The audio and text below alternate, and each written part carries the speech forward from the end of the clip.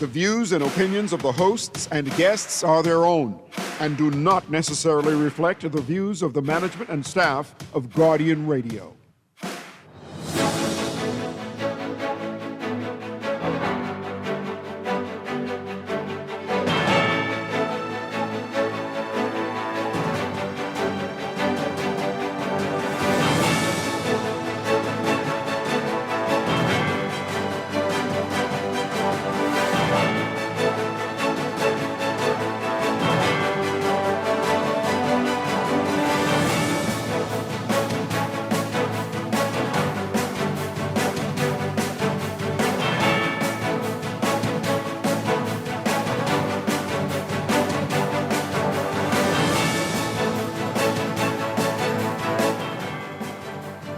Good morning. The state of witness protection in the country called into question following a recent murder.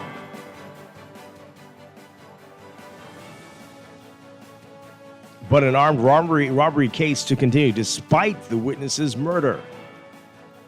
And police investigating the country's latest murder.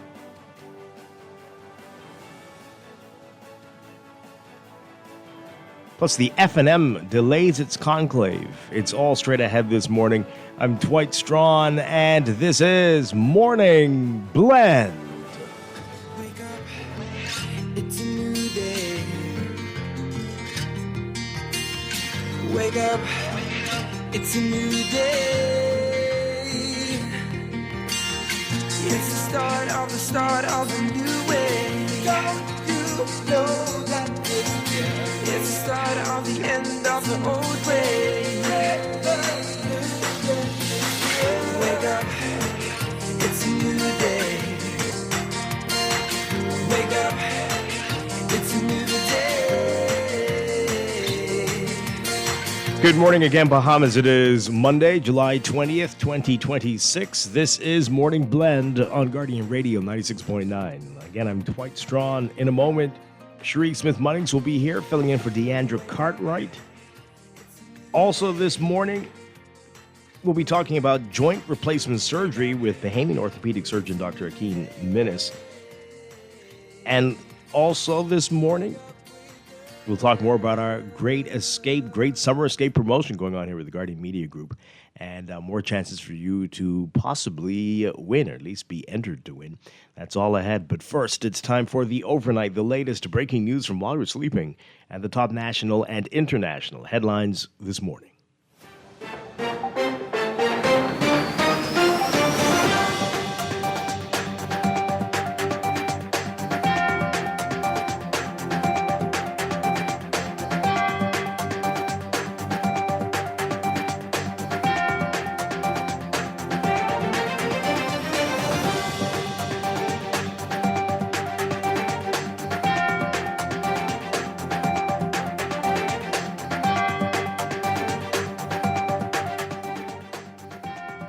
In the overnight, a 39-year-old man will still face trial next month for the 2019 armed robbery of businessman who was murdered on July 12th.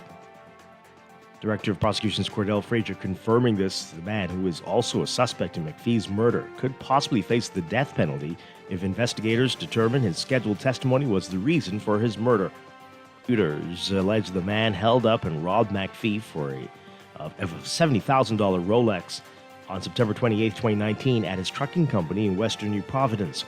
Following the holdup, McPhee pursued the culprit and knocked him down with his truck, leading to his arrest. The man allegedly held up McPhee 4 months after the Court of Appeal ordered his release from prison.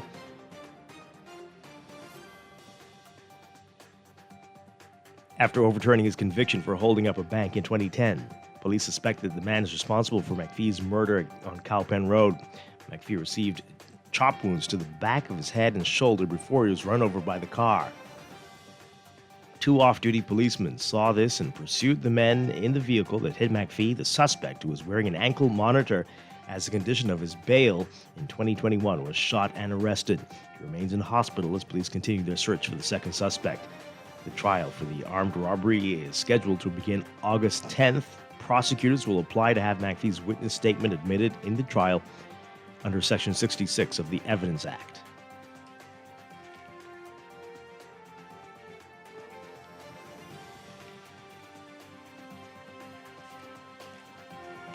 A heavy-duty cement truck lost control and plowed through several cars on the Sydney-Poitier Bridge as it approached the toll booths. This happened Friday morning, and the videos about it went viral over the weekend. But this triggered heavy traffic delays. According to the Bridge Authority General Manager Basil Longley, the accident occurred around 8:15 a.m. on Friday when many motorists were making their way over the bridge to get to work. Longley says it was the truck's brakes appeared to have failed. A video that circulated on social media showed motorists honking their horns in fear and warning as the truck tore its way through cars on the bridge. The truck came to a stop at the toll booth where it collided with a white Toyota Yaris, pinning the car at the toll booth. The driver later had to be removed by the fire department. Longley says he wasn't sure how many cars were damaged in the process. However, he confirmed that there were no serious injuries and no one died. The matter, Longley says the traffic was impeded for about half an hour before officials were able to get cars flowing again by setting up cones and opening the toll booth to allow vehicles to freely go through. While the F&M previously said a post-mortem conclave would be held this month to evaluate its performance in the May general election, the party's chairman, Dr. Dwayne Sands, saying yesterday that this has been delayed. He says the conclave will not happen in July, but is actively being planned. The F&M overwhelmingly defeated in the May 12th general election, paving the way for the PLP government led by Prime Minister Philip Davis to become the first incumbent to win a Bahamian election in nearly 3 decades. Winning only 8 of 41 seats in Parliament, the F&M's performance hardly better than the 2021 election when the party led by then Prime Minister Hubert Minnis was crushed at the polls. In the immediate aftermath of the 2026 election, there was speculation that F&M leader Michael Pintard might step down. However, Pintard has remained on as leader while the party opted to postpone its next convention, which would have been due this year. That convention slated for October 2027. Investigations continue into a murder. A 50-year-old man killed on Cowpen Road Saturday. Shortly before 1 p.m., police received information that a man was shot in the area. Officers from the mobile division responded and found an unresponsive man seated in a red Volkswagen suffering from gunshot injuries. EMS visited the scene and confirmed that the man was dead. Police say the victim was seated in the vehicle when someone in an SUV pulled alongside him. A man wearing a white hooded sweatshirt and armed with a firearm got out and fired multiple shots at the victim. The suspect then ran back to the waiting vehicle and headed east along Cowpen Road. A Supreme Court hearing arguments on the appropriate punishment for a man convicted of murder and attempted murder. Dante Dre DeVoe was found responsible for the murder of Emmanuel Manny Brown and the attempted murder of Samuel Fish Joseph. Following a trial last November, the charges stemmed from a shooting at a car wash on 7th Street in Coconut Grove back on May 2nd, 2022. According to the evidence, Brown and Joseph were hanging out at the car wash when DeVoe came. Joseph borrowed $10, only to return minutes later to shoot them both. Prosecutors are seeking sentences of 40 years for the murder and 20 years for the attempted murder, while the defense has suggested 30 years for murder and 17 years for attempted murder. The majority of individuals who underwent a targeted screening exercise conducted by health officials in Eleuthera following reports of suspected tuberculosis cases required no further evaluation, with only 3 requiring further screening. In a press statement released on July 16th, the Ministry of Health and Wellness said that medical teams work to identify close contacts, carry out community-based contact tracing, and provided specialist clinical assessments for those identified within the investigation. The statement said that the vast majority of the individuals screened required no further medical evaluation or intervention, and that further investigations are underway and treatment will be initiated where clinically indicated.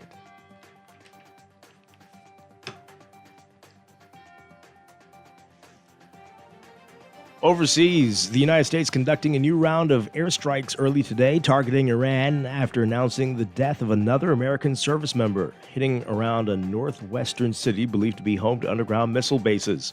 Iran responded by launching an attack targeting Bahrain, the home of the U.S.'s Navy Fifth Fleet and Kuwait. The latest attacks again showed how step by step the U.S. and Iran have inched closer to all-out war after last month's interim deal meant to permanently end the fighting has crumbled and shipping traffic in the Strait of Hormuz has largely stalled. Both sides have targeted civilian infrastructure relied on by millions of people. Meanwhile, benchmark Brent crude rose today above $90 a barrel, further fueling a global energy crisis sparked by the conflict. An average gallon of regular gasoline in the U.S. also rose to $4, a key metric for Americans that puts more pressure on their wallets ahead of the midterm elections this fall. From the UK, after weeks as Prime Minister in waiting, Andy Burnham went to Buckingham Palace today to be appointed Britain's new leader by King Charles III. He succeeds Keir Starmer, and Britain's political turbulence giving way to smooth choreography. Burnham is the seventh UK Prime Minister since 2016 in a now well-rehearsed handover after replacing Starmer as leader of the centre-left governing Labour Party on Friday. Starmer made a short farewell speech outside the Prime Minister's number 10 Downing Street residence, saying, quote, "My work is done." The outgoing leader, forced to resign by his own party, said Britain is now, quote, "stronger and fairer than it was 2 years ago when he took office." Starmer, before heading to Buckingham Palace to offer his resignation to the king, said, quote, "I go with good grace, I go with a smile, and I go proud of everything that we have achieved." Meanwhile, Burnham then went to the palace in his turn, and Charles will ask him to form a government. The king's role harkens back to a time when the monarch exercised supreme power and chose a prime minister to run the government. Today, the king has no political power, but the monarch still officially offers the job to the leader that can command a majority in the House of Commons. Over in India, supporters of the youth-led cockroach movement clashing with police today as thousands tried to march to Parliament to demand the education minister's resignation, while the government appeared to make its first outreach to the movement's leaders. Police fired tear gas and charged at protesters with batons after demonstrators tried to breach security barricades surrounding the protest site in central New Delhi, marking one of the most serious confrontations in the movement's campaign against Prime Minister Narendra Modi's government. Despite the crackdown, many protesters continued marching toward Parliament in small groups. Cockroach Janta Party spokesperson accusing authorities of brutally cracking down on peaceful protesters. Delhi police say the march had not been authorized and that restrictions were needed to maintain law and order around Parliament during the monsoon season, which began Monday. The Cockroach Janta Party emerged in May after the Supreme Court Chief Justice compared some unemployed young people to cockroaches during an unrelated hearing. Supporters used the remark, turning it into a satirical movement that has attracted millions of followers on social media. At least 930 people have died in Congo's Ebola outbreak. The country's confirming that today, with 37 new deaths recorded in a 24-hour span, Friday into Saturday, one of the highest totals. The deaths were recorded out of the 2,344 cases confirmed as of Saturday. The Ebola outbreak that was declared in eastern Congo on May 15th is the fastest-growing Ebola outbreak on record. The Bundibugyo virus responsible for the outbreak is less common than others that cause Ebola disease, and there's no approved vaccine or treatment.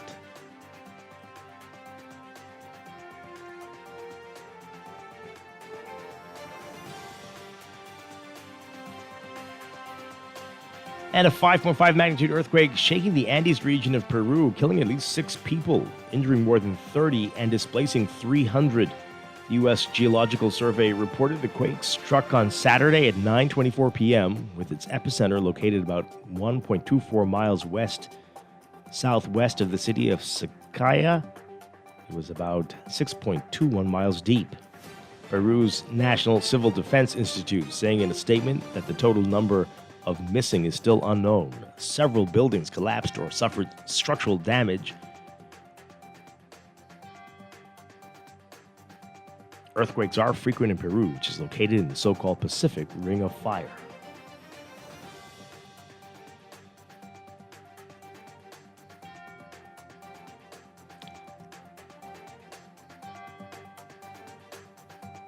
And Tropical Storm Fausto forming Sunday well off Mexico's southwest Pacific coast, Pacific hurricane, while a tropical depression is meandering in the warm Gulf of Mexico in waters south of the Florida Panhandle. That's threatening to strengthen into a named storm. With Fausto on the Pacific side, that emerged as a tropical depression about 750 miles south-southwest of the southern tip of Mexico's Baja California Peninsula. Is expected to undergo steady or rapid strengthening and become a hurricane by tonight. The storm had maximum sustained winds of 40 miles per hour and moving to the west-northwest near 13 miles per hour. Also in the eastern Pacific, Tropical Storm Elida weakening Sunday and expected to become a remnant low within a couple of days. Elida centered about 1,015 miles west of the southern Baja Peninsula. Forecasters on our side of the planet, though, watching what's happening in the Gulf of Mexico, watching the evolution of the tropical depression fueled by warm waters southeast of the Florida Panhandle. More on that in weather.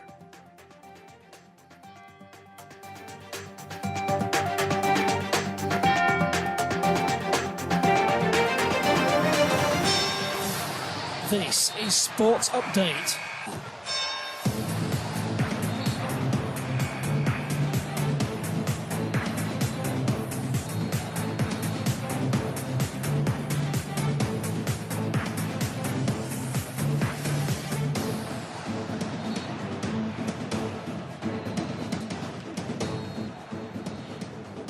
In sports, a strong all-around performance up Team Bahamas to the bronze at the 2026 Little League Baseball Caribbean Series, which wrapped up Friday in Puerto Rico. The Bahamas, represented by the Freedom Farm Baseball League, outslugged Bonaire 11-5 in the third-place game. They had lost to Bonaire 8-7 earlier in the tournament, and in the semifinals the day before, Team Bahamas fell to the Dominican Republic 2-0. The DR went to win the title, defeating Aruba 5-3 in the championship game.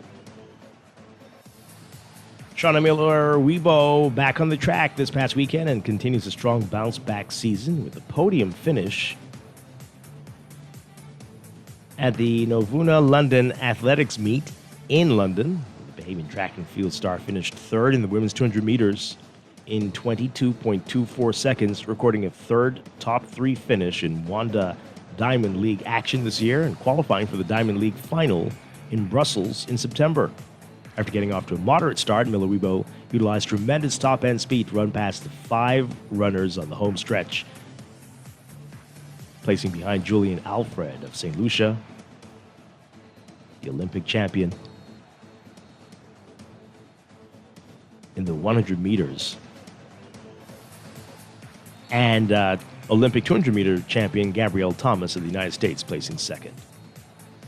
And the Bahamas' basketball team ending its FIBA Women's America Central Basket Qualifiers run with an 80-65 victory over El Salvador in Nicaragua on Saturday. The national team finished seventh after splitting its pair of placement games against Guyana and El Salvador in weekend play.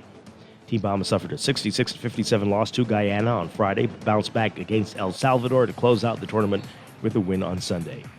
The group completing its play with a 2-4 win-loss record. And of course, by now you know, with the World Cup, Spain's team set to return this afternoon, where the 11-man squad will be greeted by the Spanish Royal Palace and Prime Minister Pedro Sanchez before boarding an open-top bus for a parade through central Madrid in the evening. Throngs of fans are expected to greet them as they travel through the city. A ceremony with the players will then be held in the square where previous Spanish national teams and their supporters have traditionally gathered to celebrate. Spain walking off with the trophy at Sunday's final after defeating now dethroned champion Argentina 1-0. It was only the second time after a 2010 victory in South Africa that Spain won the title. That's sports, and that's the overnight. Time for your first look at weather.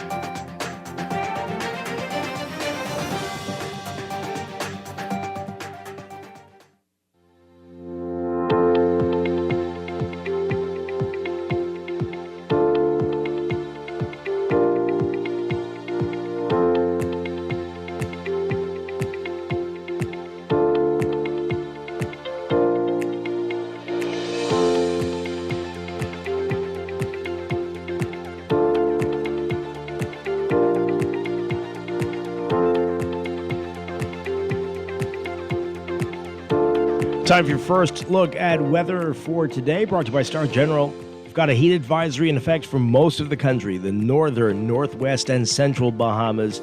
Everyone's being advised to remain hydrated, wear protective clothing, seek shaded areas, and avoid prolonged sun exposure during peak sunshine hours. So we've got broad high pressure that continues to dominate weather across the area, supporting warm, mostly stable conditions and moderate to fresh breezes. Lingering moisture over the northern Bahamas will bring a few showers and isolated thunderstorms by this afternoon, while only brief passing showers are expected elsewhere. If you're heading to the beaches, there's a slight to moderate risk for rip currents for the southeast Bahamas, including the southern territorial waters. And the UV index expected to be in the very high to extreme range again today. Your forecast for today, the northern half of the Bahamas, the entire northern half of the Bahamas, including New Providence and Grand Bahama, looking at partly sunny to sunny conditions today, becoming a mix of sun and clouds by this afternoon for the northernmost islands, and mostly fair tonight for the entire northern half of the country. A 20 to 30% chance of showers and isolated thunderstorms for the northernmost islands, 10 to 30% chance for the rest of the northwest Bahamas, possible isolated afternoon thunderstorms later today. The central and southeast Bahamas looking at partly sunny to sunny conditions today, becoming mostly fair tonight, only about a 10 to 20% chance of showers. For boaters, winds southeast to south at 10 to 15 knots for the northern half of the country, becoming east to southeast by this evening. And for the central and southeast Bahamas, southeasterly at 10 to 15 knots, shifting east to southeast this evening for the central islands, east to southeast at 15 to 20 knots today for the southeastern islands. High temperatures today. Once again, we're going to see not as hot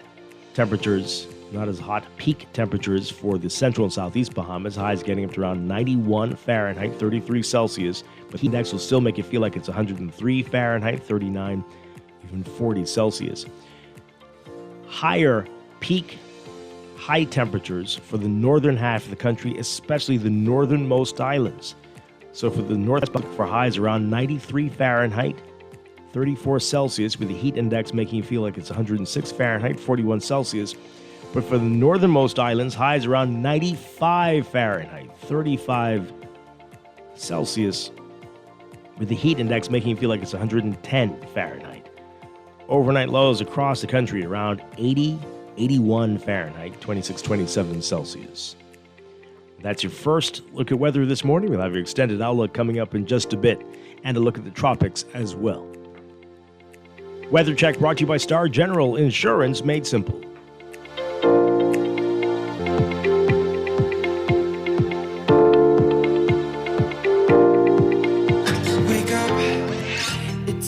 It is time for a break, but when we come back, we're discussing the day's top stories right here on Morning Blend on Guardian Radio 96.9, your home for fresh news and smart talk all day. Start of a new way. Don't you know that it's the start of the end of the old way? Wake up, it's a new day. Wake up, it's a new day.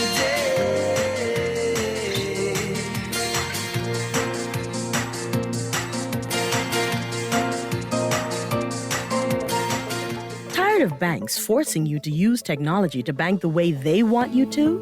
Your convenience is important. So no matter what your banking needs, Commonwealth Bank's friendly staff are always available in branch for that personal one-on-one service. But when you choose technology, our online and mobile banking app offers you state-of-the-art functionality. The choice is yours. Commonwealth Bank. Bank the way you want.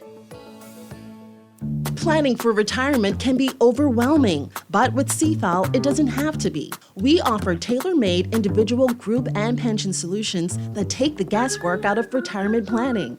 Whether it's for you or your company, don't leave your future to chance and let the trusted hands of CFAL's experts guide you toward peace of mind and financial stability. Low upfront costs and affordable monthly payments make it easy for you to build wealth so you can live well. Visit us at CFAL.com to start on your path toward financial freedom. CFAL, growing wealth for future generations. Are you a tourism business owner or ready to become one? At the Tourism Development Corporation, we work with tourism entrepreneurs at every stage, turning ideas into thriving businesses and helping existing ones grow. From business development support and funding opportunities to targeted initiatives and strategic partnerships, we're here to help you take that next step. Build your future in tourism with the Tourism Development Corporation. Visit tdcbahamas.com to learn more. Looking to elevate your gadget game, or a tech trouble simply slowing you down? Escape to a world of innovation at Custom Computers, your go-to store for the latest cutting-edge tech. Whether you need to upgrade your life with the best from Apple and Windows, or your device needs a little TLC, the Custom Computers Know-How Store is the destination for unbeatable expertise and quality repairs. With 2 convenient locations, there's a Custom Computers near you on Patton Street in Palmdale and Caves Village, or call 396-1100. At Cleveland Clinic, you set your course, not cancer. So when your journey takes an unexpected turn, you seek out the experts who've conquered it before, and you forge new paths to help fight cancers. For every route to a cure, for every care in the world. See how we're innovating cancer care at Cleveland Clinic today. At RBC, we think it's your ideas that build a life. And sometimes to keep an idea moving forward, you need a little help. That's why with the loan from RBC, there are no upfront bank fees. And with up to 100% financing, up to 10 years to repay, and competitive rates and terms, there's never been a better time to start the conversation. Let's talk loans. Visit rbc.com/loans today. Your idea of getting there happens here. Conditions apply, subject to normal lending criteria. Everybody Wins Live, the winning is bigger, the action is hotter, and the excitement never stops. We're giving away thousands in cash and free spins every month through our high-paying casino tournament. From spin-off to our high-energy slot race tournament, your next spin can turn into your next payday. But that's not all. Lottery players can chase the jackpot, where every $10 lottery spend gets you one step closer to bursting the next jackpot. Will you be our next winner? What are you waiting for? Visit Everybody Wins Live to see all the way. Southwest Plaza has so many stores, I've been trying to find a sensible way to list them all. There's CBS Bahamas, the Ashai Institute, BENC Snack World, Bamboo Shack Bahamas, there the Athlete's Foot and BTC, Games and More, John Bull Fine Threads, Alive, Bahari, Dairy Queen, 700 Wines and Spirits, Sandy's Clocks and Island Lock, Starbucks and Lowe's Pharmacy, plus Marco's Pizza and Lorraine. Southwest Plaza, what a wide array of stores. Southwest Plaza, stop by today and explore. Every day in a busy world, we have to do so much. Bank with CIBC and get that personal touch. Share your ambitions, let us help your dreams come true. At CIBC, you're at the heart of all we do. We're on your side, we're listening, we know the way you feel. CIBC, ambitions made real. In the world of business, technology is not a choice. It's a necessity. And for businesses that demand excellence, there's only one choice for unparalleled support and cutting-edge technology. Custom Computers. You have challenges and we have solutions. Computing, networking, storage, and printing for enterprises large and small, aligned with premium brands like HP, Microsoft, Konica Minolta, and more. Get tech done the right way with Custom Computers. Call the Know-How team at 396-1101. Headed to South Florida soon? Holiday Inn Express in Plantation welcomes you to the heartbeat of Florida fun. Whether it's business or pleasure, the Holiday Inn Express is close to sensational shopping, captivating dining, and nightlife. Elevate your Florida experience. Sleep well and rest easy at Holiday Inn Express. Complimentary breakfast buffet featuring seasonal favorites. Keep up your fitness routine in our 24-hour on-site fitness center with cardio equipment and free weights, or take a refreshing swim in our outdoor pool. Your special Bahamas tourist rate awaits. Holiday Inn Express, 1701 North University Drive, in Plantation. Book your getaway now. Call directly at 954-472-5600 or the sales department for reservations and additional information. Cool. I just paid my insurance premium online. That is cool. But how about an insurance portal that does that and more? NUA Insurance Agents and Brokers gives you access to a full-service insurance portal where you can get an instant quote, renew, pay, and manage your documents. All fully online. With NUA, you have so much more than just a payment portal. You have a complete insurance portal. Start now with an instant quote at nuainsurance.com. Wake up, it's a new day. Wake up, it's a new day. It's the start of a new way. Don't you know that it's the start of the end of the old way. Wake up, it's a new day. Wake up, it's a new day.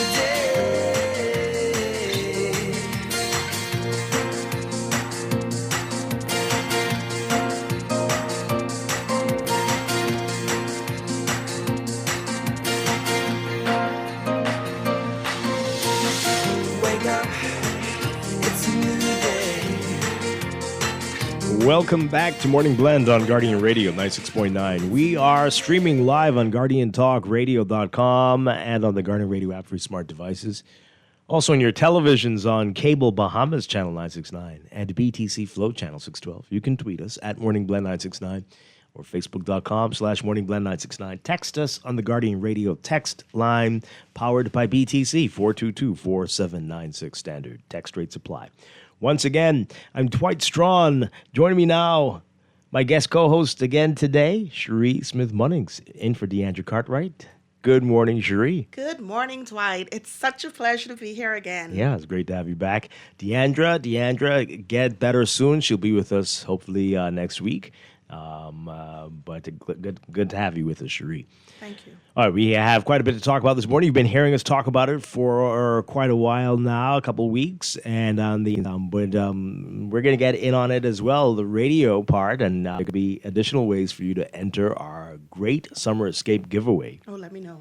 Yeah, you're going to find out more about that today. Keep listening to your favorite radio station for more chances to win, including. And later in business, we're talking about joint replacement surgery and a Bahamian orthopedic surgeon who's doing some big things. We're going to find out more about that, meet one of his patients as well. So that's coming up this morning. That's all ahead on this Monday. But right now, let's get into what else is in the news.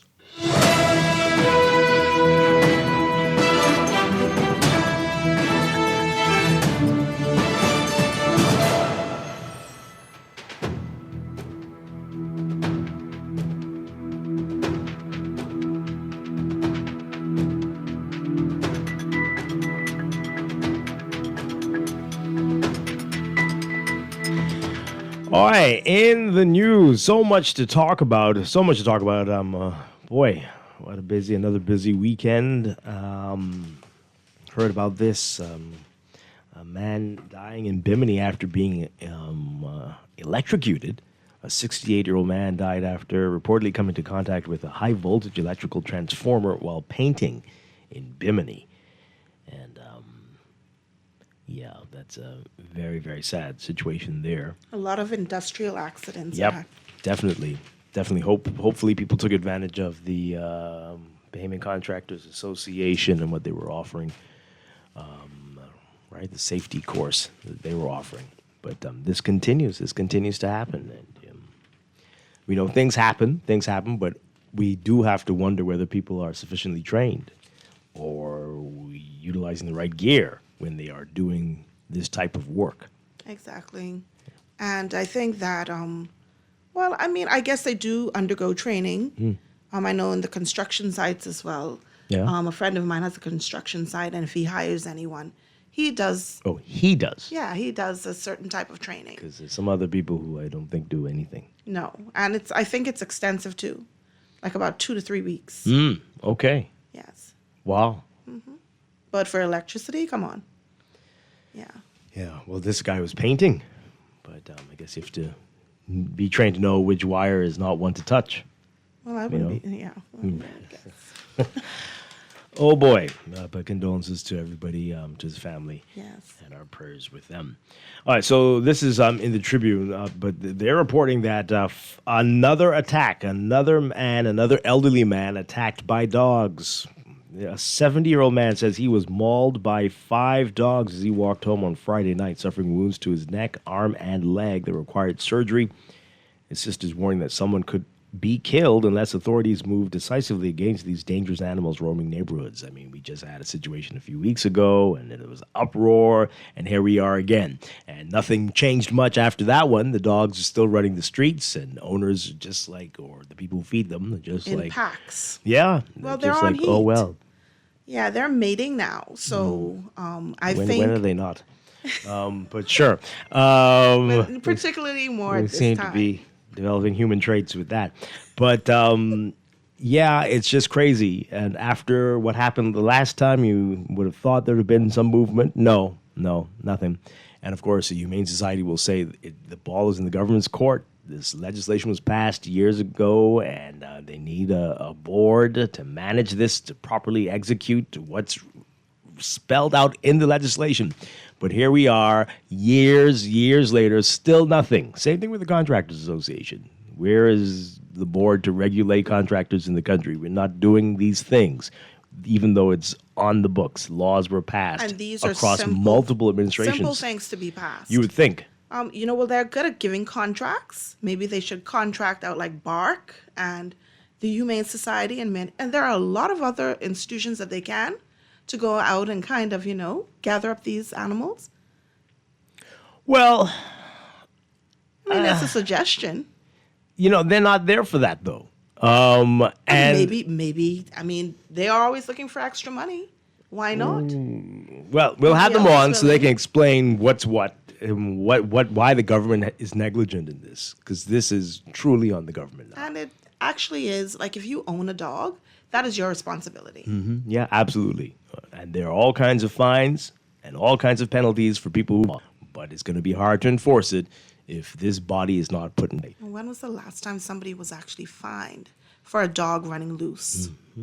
See, that's the thing as well. People have been charged after dog attacks, but not very often. So this story says that Jackie Livingston Thompson claims he was attacked by his neighbor's dogs on Balls Alley around 11 p.m. on Friday after returning from a store. Speaking to reporters on Sunday, only hours after being discharged from the hospital, Thompson remained visibly injured.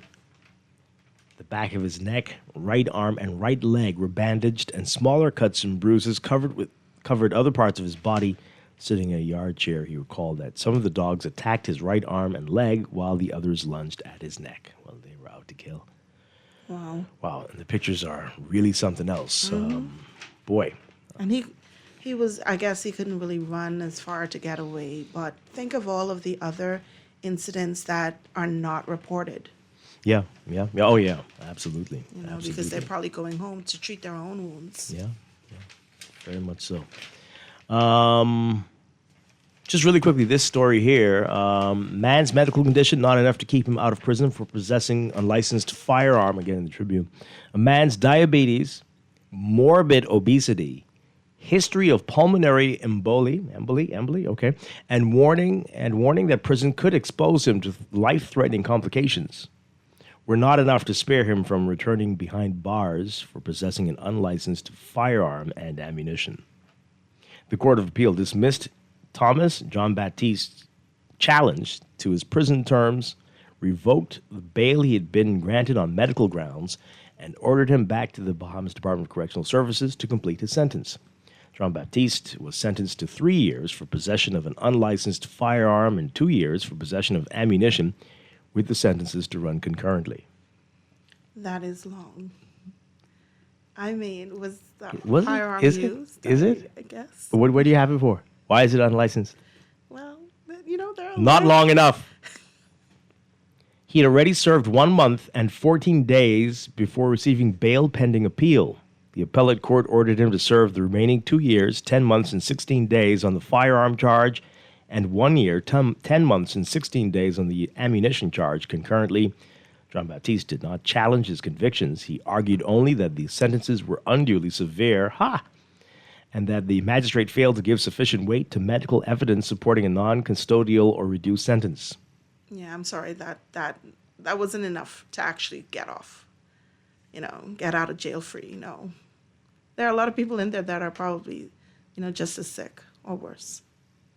I mean, he's got a lot of problems. He does, but lot. I mean, well, Bad judgment might be his worst. Register your gun. His worst problem is his bad judgment. But that same story, I heard that last week, and I was like, you know what?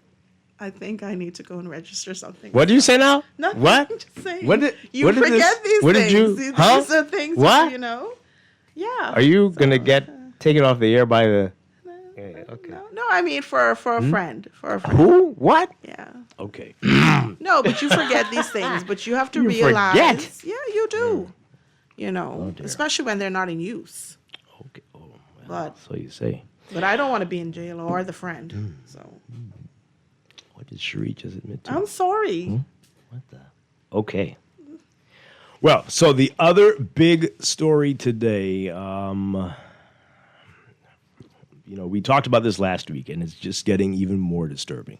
Witness protection. Just how safe are witnesses in this country? We heard the story last week, and our friend John calls in. This is his twin brother who was murdered, who was supposed to be testifying in a case.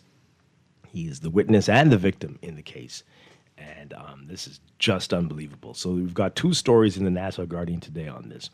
So the armed robbery case will continue despite James McPhee's murder.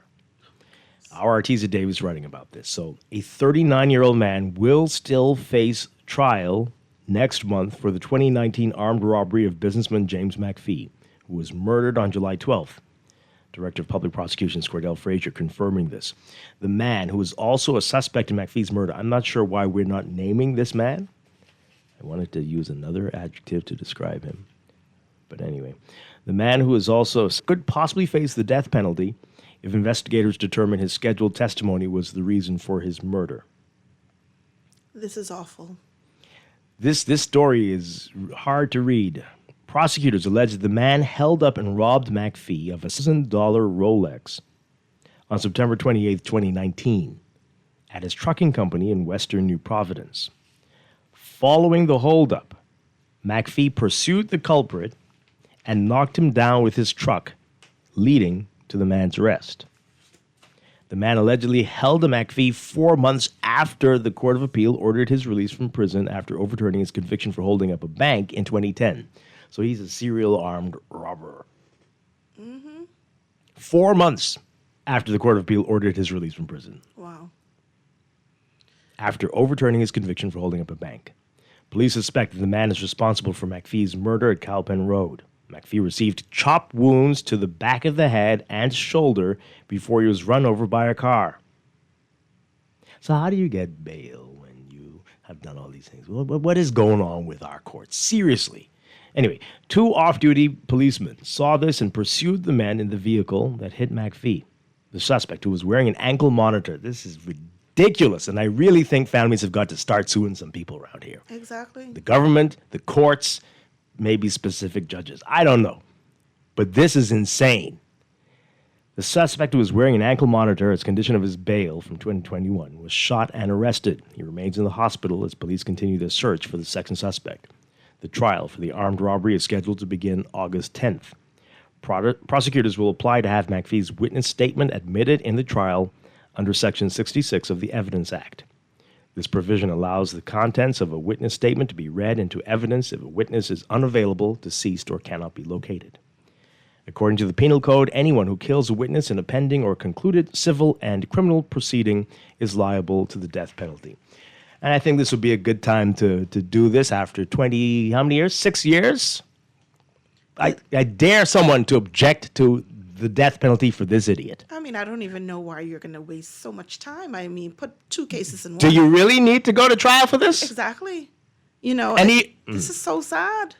I mean, that means the man had no type of protection. Because if you're going to allow him to get bail, all right, did he at least know? This is what I would want to know. So here we go. Let's find out. Did he know that this man was put on bail? I'm sure he probably was aware, but did you give him extra protection? Well, it sounds like you might need to request it. Is that how it works? What, the 100 feet type thing? Come no, on. or you mean witness protection? Yes. You might have to request specific additional protection or relocation. I don't know. I mean, where are we going to relocate? To Andros? What? I have no idea. But these questions, Cherie, were put to the Attorney General, Wayne Monroe. Take a listen to what he has to say in this report from our Arnika Bannister.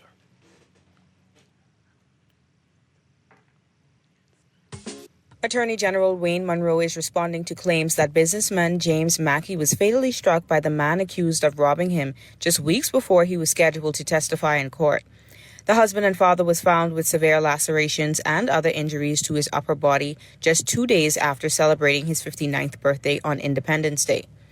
Monroe was asked about measures to protect witnesses and victims in court cases. Yes, there's a witness protection statute, and witness protection is a part of the system. So if somebody feels threatened, they can go to the police, they make a report, and the police will address it. Monroe says if an individual feels they are being threatened by another person, they have the option to report the matter to the police for further investigation and assistance. As I say, there's a regime. If you feel threatened, you can go to the police. Let's assume, for instance, that you have 400 outstanding cases in which each one has a witness. You're really not suggesting that you have witness protection for 400 people. So the distinction is if you feel threatened, you report it to the police. Sometimes it will lead to a revocation of bail, depending on why you feel threatened. He asserted the witness protection program is effective because it encompasses a broad range of measures designed to provide support and protection to individuals who may be at risk due to their involvement in criminal cases. As far as I'm aware, there have been a number of cases where people have asked for it, and witness protection has ranged from just providing additional patrols to taking people from where they live and housing them separately. There was one occasion where somebody was in witness protection and decided he didn't want to be in witness protection anymore. Witness protection is something asked for by us. Reporting for the Guardian News Network, I'm Arnika Bannister. I got to tell you, this is not the way to start a week. No. Start off on Monday with this nonsense. Makes you very angry. You have to feel threatened because you know what's in the mind of that nincompoop. Yeah, and not only that, I mean, the minister just sounds just too casual right there, too nonchalant. I don't like that. So let me put you all on guard. If something ever happens, God forbid, I want protection. I mean, just letting you know, because I think that I will feel threatened if somebody's let out. I mean, if you were already robbed at gunpoint, yes, or shot, or whatever happened, you have been threatened. That person is still around. The thing is, the man knocked him. He pursued him, and he knocked him down.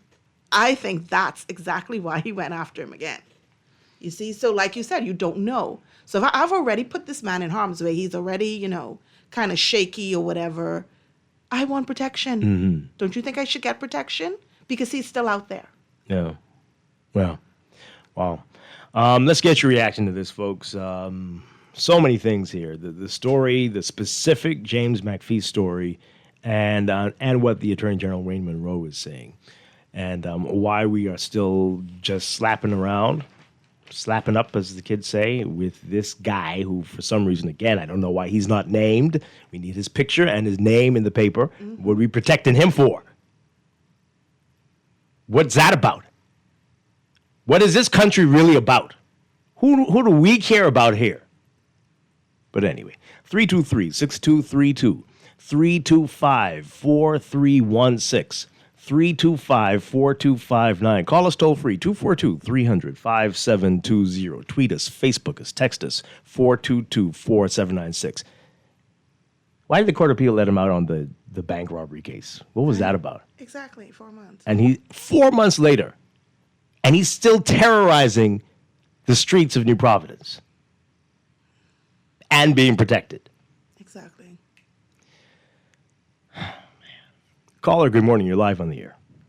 Grand Rising Dwight. Hi, good morning. And to your guest, I forgot the lady name again. Cherie Smith-Munnings. Cherie Smith-Munnings. Good morning. Good morning, Grand sir. Rising to you too. Dwight, crime in our country can the way we deal with crime in this country is like industry we trying to protect in this country, because when you check the type of crimes we was watching happening over the years, right, and then you see these persons on the street, right back on the street, it only tells me that the judiciary, along with all of the everything that goes with that, right? They cannot do what it's only obvious because if nobody commits crime, then these people don't really have no job or no suit to wear, right?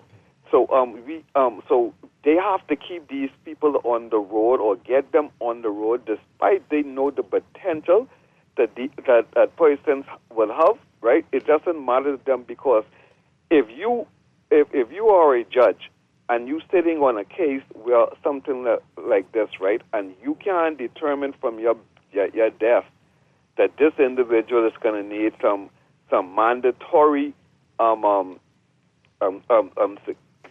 support or protection, right? Based on what the Attorney General is saying, that the person have to request it. It's what's up with that, because he also said you might get the request. It even ain't a guarantee that you will even get after requesting. So it only says to me that the people they want to have the criminals on the street so that they can continue on with the criminality. This administration, when we used to see who used to commit the crime back in the day, but as soon as they came in power, they decided that criminal faces needs to be protected. And that's not what they did. But remember when there was no restriction. If the media wants to be there and they know who they're shooting in terms of photography, there's no restriction on that. They just are not announcing. How we don't see them on the yes, on they the stopped news or anything like that no more. They don't media when the person is coming out, so you don't have the bank lane shuffle, which was often a problem because cases were thrown out quickly and that was a mistake and blah blah blah. So that's a different thing. But there's nothing. If you know who it is, you can go up there and show them. Absolutely. You just don't necessarily know which crime, because there's so many different crimes. Which one you're getting? But this guy, right? You think we need not know who he is? I'm not. I'm actually thinking that maybe the paper that's doing this. This is a problem. But I'll talk to our colleagues over there.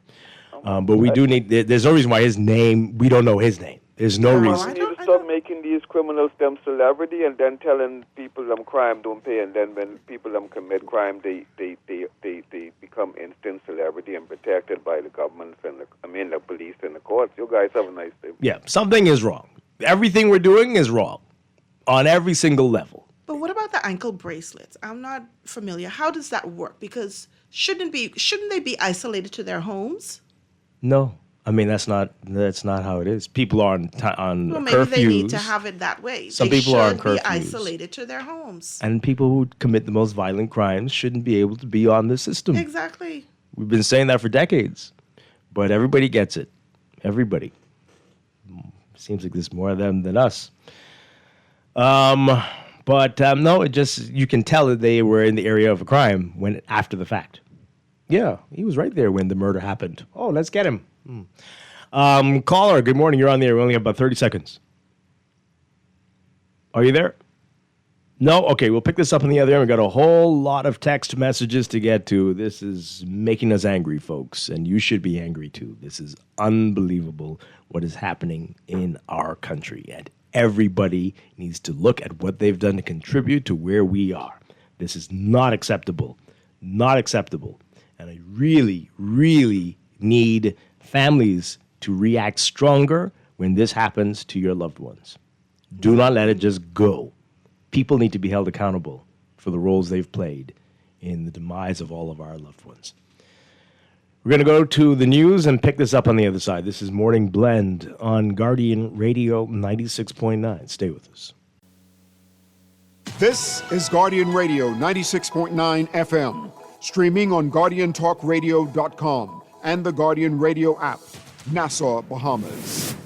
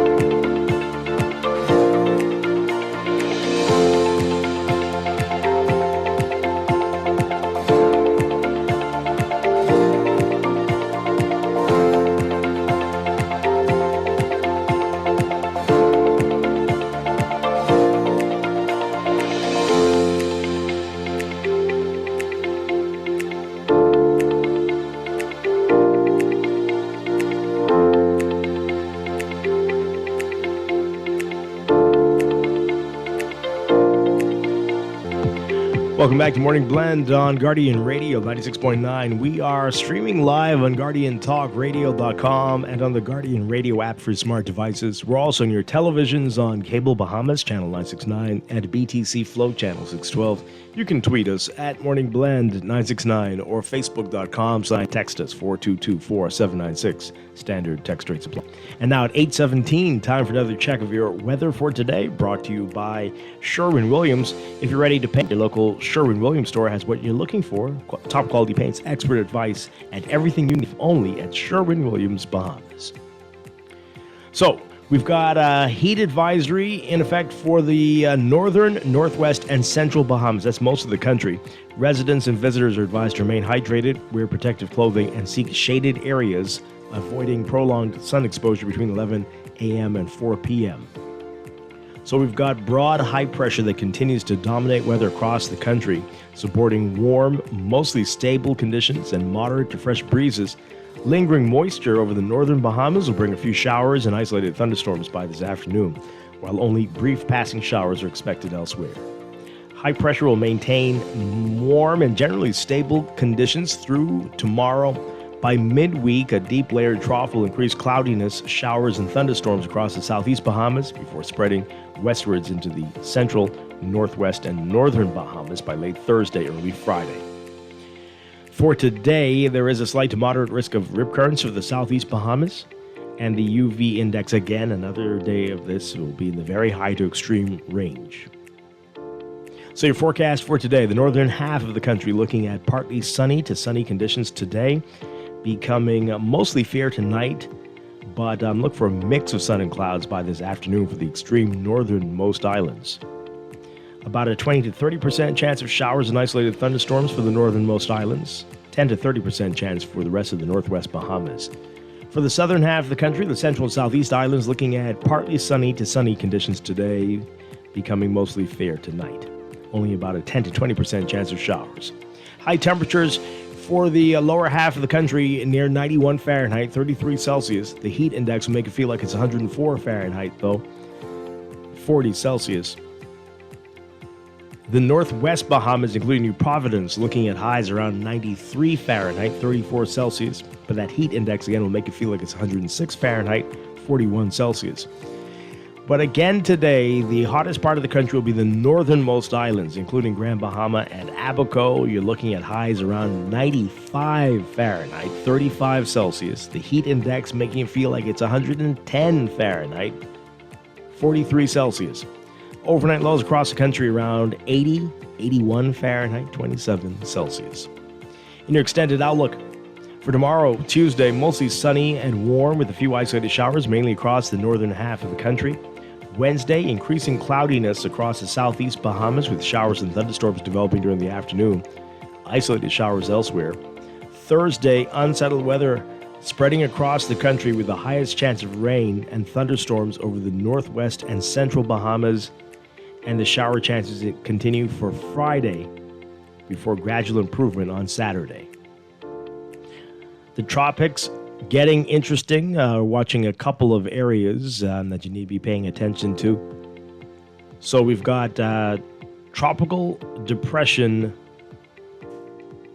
meandering off the west coast of Florida, and tropical storm conditions possible in the Florida Panhandle. So the depression is stationary, a very low northwestern or northwestward motion expected during the next day or two, followed by a turn toward the west. The depression will move nearer along the northern Gulf Coast during the next several days. Maximum sustained winds are near 30 miles per hour. With higher gusts and gradual strengthening is forecast. The depression could become a tropical storm today. The system posing no threat to the Bahamas, but interest in the Gulf of Mexico and along the Gulf Coast need to be paying attention to that.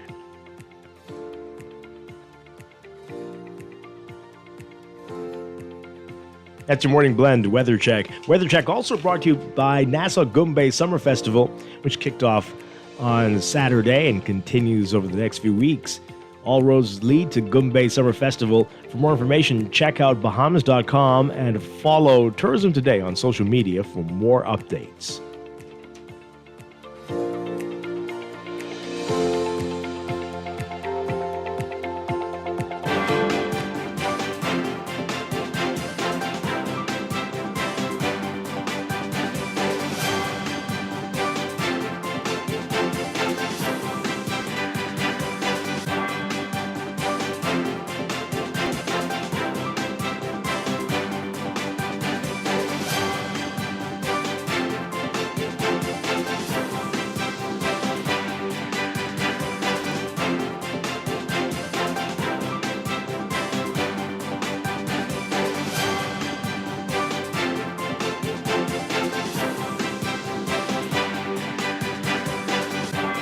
$8:22, time for another check of traffic, brought to you by Anyway Insurance Agents and Brokers. In your real-time traffic, a few hot spots for you. We've got Milo Butler Highway, as usual. Heavy traffic from just north of the Fire Trail roundabout straight up to Tunnel Williams-Darling Highway if you're heading northbound. But back to Fire Trail, seeing some slow-moving traffic there. Eastbound, especially towards the roundabout with Milo Butler Highway, and westbound and near the Faith Avenue area. Just, some congestion there for you this morning. Blue Hill Road, busy for you just north of Soldier Road as you get over that hill heading down to Independence Drive. And over on East Street South, you're seeing that slow-moving northbound traffic north of Soldier Road on the way to the roundabout with East-West Highway and Independence Drive. Robinson Road, also heavy traffic for you just west of the intersection with Soldier Road on the way to Old Trail and Marathon. And southbound on Soldier Road towards Prince Charles Drive and Robinson, seeing some unusual heavy traffic there at this hour. Prince Charles Drive looking busy for you, but especially the major intersections like Beatrice Avenue. And seeing some slow-moving traffic on East Bay Street heading into downtown near Nassau Street and on Bay Street in downtown Nassau.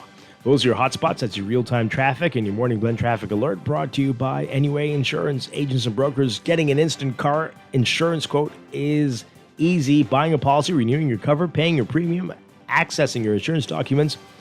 Do it all online in one place.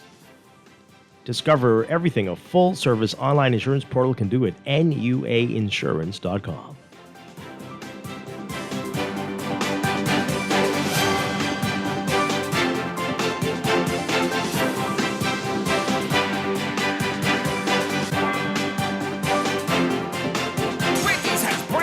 Chicken tenders, and they're everything you've been craving. Crispy, juicy, and seasoned just right. These tenders bring the flavor from the very first bite. Dip 'em, dunk 'em, love 'em. With sauces like sweet chili, scorching hot, ranch, honey barbecue, honey mustard, and Wendy's signature sauce. Grab them as a kid's meal. Enjoy them on their own, or make it a combo that hits the spot every time. For tenders you're gonna know by name, it's gotta be Wendy's. Struggling to find your financial rhythm? Make that move to Fidelity and let us help you orchestrate your financial goals into perfect harmony with free financial coaching sessions. Make that move today. Call 356-7764. Fidelity, we're good for you.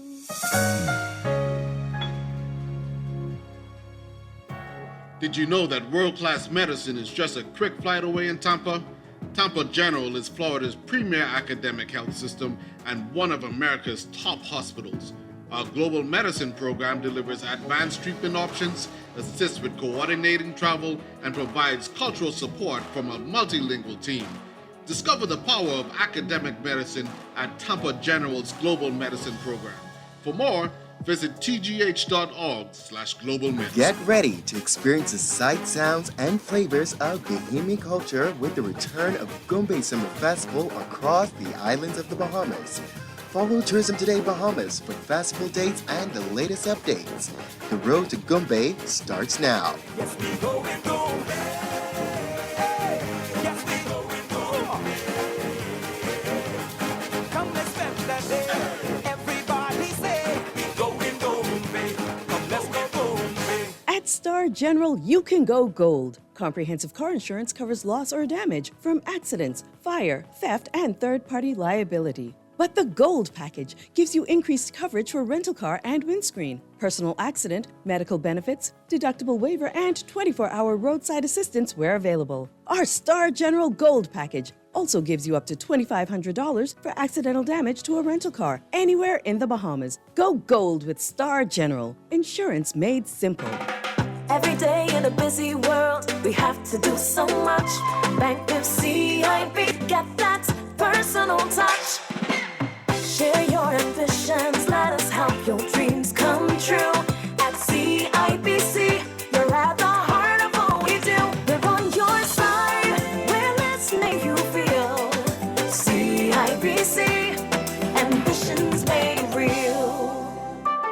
This is Guardian Radio 96.9 FM, streaming on GuardianTalkRadio.com and the Guardian Radio app, Nassau, Bahamas.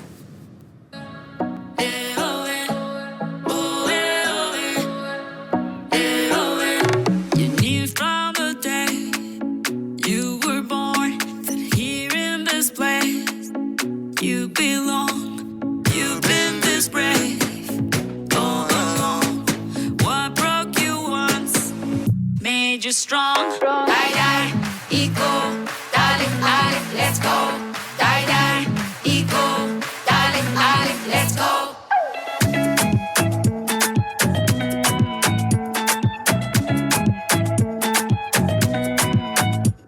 Come follow your desire. When there's a will, there's a way. You're the owner of that fire. No one can take it away. Sweat and blood to write your story. That is how you pave the way. You're about to reach the glory. Only one step away. All the highs and lows, all the tears and the pain. You've been there through it all, been through it all. Just do it again. Now you got to believe, I believe. Cause you know what it takes to believe in my dream. At the top of your game. Feel it, got everything you need it. Now bring it like you mean it.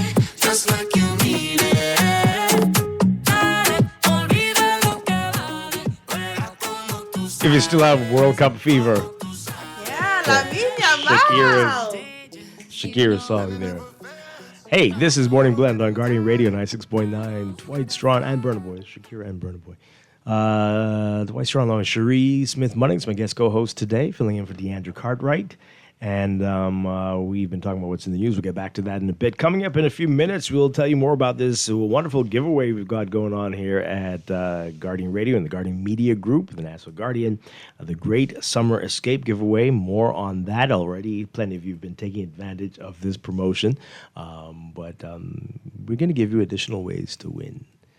Oh, I need that. Because, I've already again, I don't know. 4 times. Can you? Oh, you have? Oh, yeah. Well, I guess you can enter. You don't. Yeah. Yes, I can. Yeah. I'm only filling Just a in. guest co-host. Yeah. Once in a while. But yeah, right? You're fine. You're fine. But you might have maybe not today. Okay. Yeah. Fine. But Tomorrow. others today might get additional chances to win. We'll tell you about that in a bit. And later we are talking something serious, joint replacement surgery. We'll meet a Bahamian orthopedic surgeon and find out more about all of that and what he's doing. Some great groundbreaking work there. So that's coming up, but we continue with what's in the news. Before the break, getting into this, we were getting worked up about this because it's a very disturbing story. The terrible story of James McPhee, who is set to testify next month in a case where he was the victim and is the witness, testify against the person who robbed him of a Rolex watch. Back in 2019. Case is just coming up. Oh, my. But he was murdered just a couple days after Independence Day. And 2 days before his birthday. Yeah, well, 2 days after. 2 days after his birthday. His birthday was Independence Day. That's awful. And one of the suspects in the robbery back in 2019 was one of the men who police were able to chase from the crime scene and shoot. So, I mean, again, we're wondering what we slapping up about. Obviously, this is an open and shut case. What's the problem? Well, you said there's a case coming up in August, so hopefully, they are able to combine the two and just shut it down. And the Director of Public Prosecutions is saying that if the 39-year-old man is found guilty, he could face the death penalty. This would be the first time in a long time. I'm not sure why his name is not in the paper, but the person who they're talking about, we've gone back and looked at the cases, who was acquitted of the bank robbery in Exuma in 2010. That person's name is Adrian Oliver. Okay. That's his name. The person was shot, so... But anyway. All right, so we're getting your reaction. You can continue to call in about it. 323-6232, 325-4316, 325-4259. Call us toll free, 242-300-57. Us, Facebook us, text us, 422-4796. We also played you the Attorney General Wayne Monroe, his responses to witness protection, about you have to request it if you feel threatened. People are asking great questions, though. Does everyone know that the people in your case, whether they've received bail, they're out on bail, they're out doing stuff? Do you know this for sure? Are you notified about it? Yes. That's what I would like to know. Are you notified? And then guess what? If you are going to be on bail, right away, like I said, I would like witness protection right away. Yeah. All right, or you should at least be overseeing or a daily check-in for these criminals. And I know I can't call them criminals because they're not really, set in the courts as They're yet. criminals. But come on, you are being held. You ever been charged with monitor attempted is murder on. before, Cherie? No. Okay. But at least keep eyes on these people. That's a threat right there, just being let out. This person says here, these are texts, I have not believed in the death penalty before now. This is the language that our community understands. 4 solid government executions in a row, things would change. Well, I'm not too sure about that. I don't know if things would change. But there would be pushback. real justice in this case. Well, I'm a Game of Thrones kind of girl, so don't ask me. Oh, boy. Okay. I can't read this text. You know I can't read this text. But they're not happy with Wayne Monroe. I'm going to edit this, but that's what they said. I can't read that, right? No. I mean, but it's true. Don't read it. Don't read it. I wasn't expecting you to say that part. Anyway, I can't read that part. But anyway, the system in the Bahamas is broke, and they're not happy again with Wayne Monroe. Okay. Is it me? I'm not liking the matter-of-fact tone that suggests all you have to do is report if you feel threatened, coming from the Attorney General. When the police should assess these people who are terrorizing us, law-abiding citizens. Yeah, I think that's a good point. All right, the police should say, "Hey, this person's dangerous, and we can't allow this person to just be roaming free on bail, even though he's wearing an ankle bracelet. We're going to watch him." Can they do that? They should be able to. I believe if you are all right, when you're given bail, I think you should call all parties, like the person who, the victim, and say, look here, this is what's happening. These are, you have these options. You watch too much Law and Order. But it should happen, Dwight. It should. But because you don't know whether the person is feels threatened or not. Now, I mean, some grown men, they're gonna be a little macho, but me, if that was my husband, darling, we get witness protection because I have to be with you. Just saying. All right, so these things need to be clearly stated because a lot of people don't know what the laws are. They don't know what goes along with the laws. And so that's their problem, the ignorance of it. This is a text. Do you truly believe we are sending our best and brightest to be judges? What now? Oh, boy. I'm not going to read that. I'm not going to respond. On the You read the question. I was just reading it. The Bahamas is a jokey country with jokey leaders. Anything buck up goes. Nothing seems to be working or making any sense. By the way, I wanted to say this. I'm going to do this. I've been saying this for a while now. Are you going to get in trouble, Dwight? No, but I believe I have a dash cam camera. I think I need to launch a TV show every week. My excursions through the streets of New Providence, what I see. Oh, I would love that. I would tune in. In just 10 minutes. Yesterday was unbelievable. And every morning, I'm astounded by the stupidity on the streets. I have to say, I do think we have some of the worst drivers. Not necessarily because they do reckless things, which they do, but just because they clearly are some of the dumbest people on the planet. Like, you can go to other countries and say... Example. You can go to other countries and say, boys, you will drive bad, right? Like, whoa, wow. But no, but here it's stupidity. It's just stupidity. Like, you are an idiot. You know what just gets me? Like, Idiot. when somebody just stops in the middle of the road to just, have a conversation. This morning. Like that, yeah. Now, Bay Street is a different story because, there are tons of people walking and all kinds of stuff. So you expect someone to stop in one of those lanes on Bay Street to let somebody in or out. Yeah. It happens. But not on a highway. You don't expect that on a highway. You stop in the whole lane to let somebody in or out. Or to have a conversation. On the highway to have a conversation? No. I don't Yeah, it happened. Oh, man. have a conversation? What's going on? Yeah. I was like, seriously? What? So, but I just have to wait. I must wait. On the highway? On the highway. Okay. Now, that's some real crazy stuff, right? Exactly. And you yes, bet not say anything because you don't know what may come out of the car. I told everybody last week how many middle fingers I got in an hour. But you should do that show. I think it would be great. I'll tune in. I wonder if, because you can't be showing people's license plates. Oh, well, stop doing foolishness on the streets. Yes, no, exactly. I'm not blurring it. You need to see who this was. Boy. Dwight and Cherie, my question is, how is it that they, the criminals, can attain such great lawyers in comparison to the prosecutor or those representing? Oh, boy. Well. Resources. It's probably resources. I mean, I'm sure the resources of the director of prosecutions can't compare to the high-powered attorneys who are representing criminals. Those are some big names, and I'm telling you, they get things done. I feel your frustration and disappointment. Between you and me, wait until the... Oh, no. I can't read the rest rest of this. Wow. Well, look at that. Just don't read it, but the bottom there. Oh my goodness. Okay. Hmm. All right. Wow. I think that's soon too.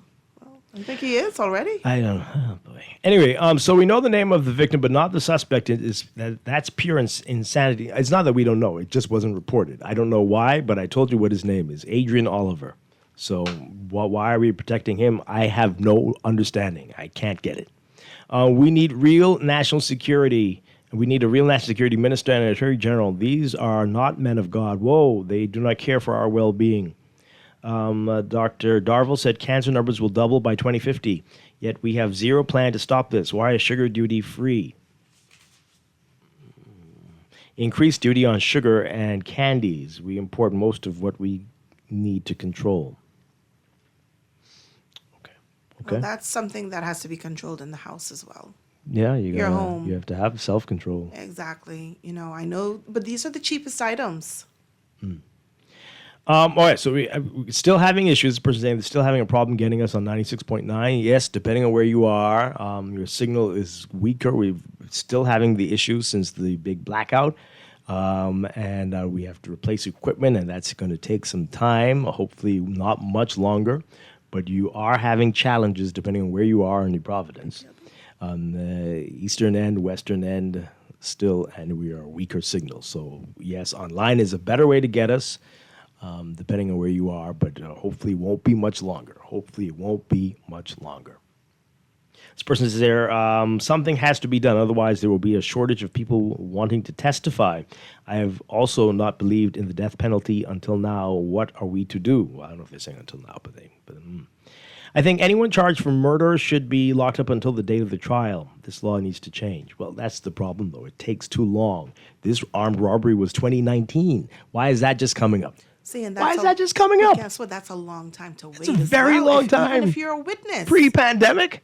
What? I'd be scared. Anyway. What in the name of God? And this is a simple case. Thank God it's coming up now, because this is the only way you might be able to combine the two that's happened. That ain't the gonna second happen. one. They're not going to combine the two. That makes too much sense. Oh my God. And then some lawyer will argue, oh, this person, you can't take a dead man's word for this. They're going to argue some stupidness, as usual. So you'll be out on. Oh, boy. Anyway. Boy. We live in a country where the criminals were represented by crooked lawyers, and now those crooked lawyers are, oh, man.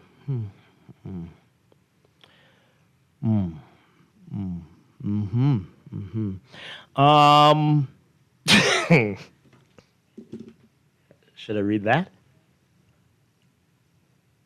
Okay. No, I'm not going to read that one.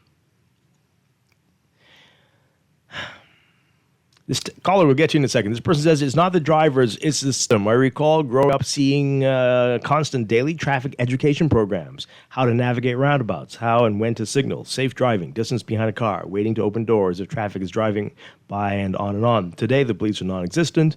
The number of people I see just flinging their car doors open as traffic passes 2 inches from them is astounding.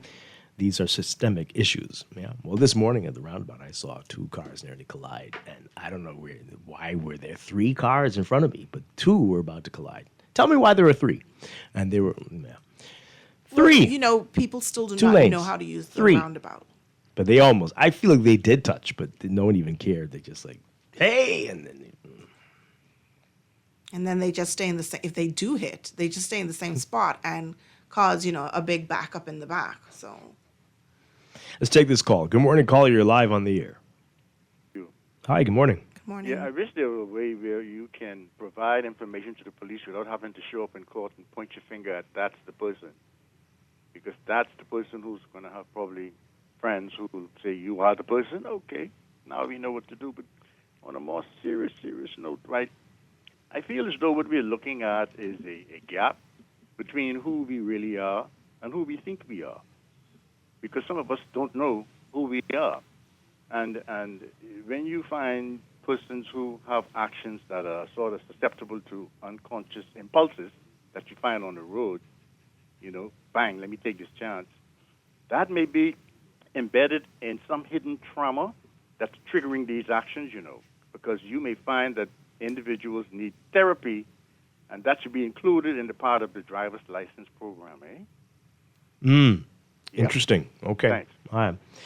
Thank you very much. This texter says here, isolate ankle bracelets people to homes. So this is when you're saying they should be under house arrest. How the heck, I'm editing, do you imprison someone in their home very easily? How do they provide for themselves? They should have thought of that before they allegedly committed a crime. Well, how about you take the food to them? I don't know. You mean you, the texter? Yeah. Worse, if you actually are innocent and on bail. Stop saying stupid blank. And then you can't get people in courts for years to clear your name. Well, that is a problem. We agree with you on that part. It takes too long for the matters to. But some people need to be under house arrest. There's no doubt about it. If you're accused of the crime is that heinous, there's no way. We're not saying that every situation. And that weird example that Wayne Monroe gave, what he said, 400 witnesses, are you expecting us to provide witness protection? No, well then that one person shouldn't be out there, right? That's the easy fix. That person either shouldn't be out on bail or should be under house arrest and should be severely restricted since there are 400 witnesses. Yeah, deal with that person. Exactly. So there are certain situations. And if you have a case where there are 400 witnesses, do we really need to have a long, drawn-out trial? Can't you just say, hey, yeah, you lock up? No? I know that was an extreme example, but still, we would do that. We would do that and have the trial in 10 years while all the witnesses die. We have to be very realistic because there are certain cases that would not warrant for persons to be under house arrest, but we have to keep our people safe. Come on. And like you said, they're taking too long to bring these cases to justice and to actually find out what actually happened. 4 years ago? Seriously? Mm-hmm. And he's running about just free? You said 4? Or 4 or 5? It was 5? No, 2019.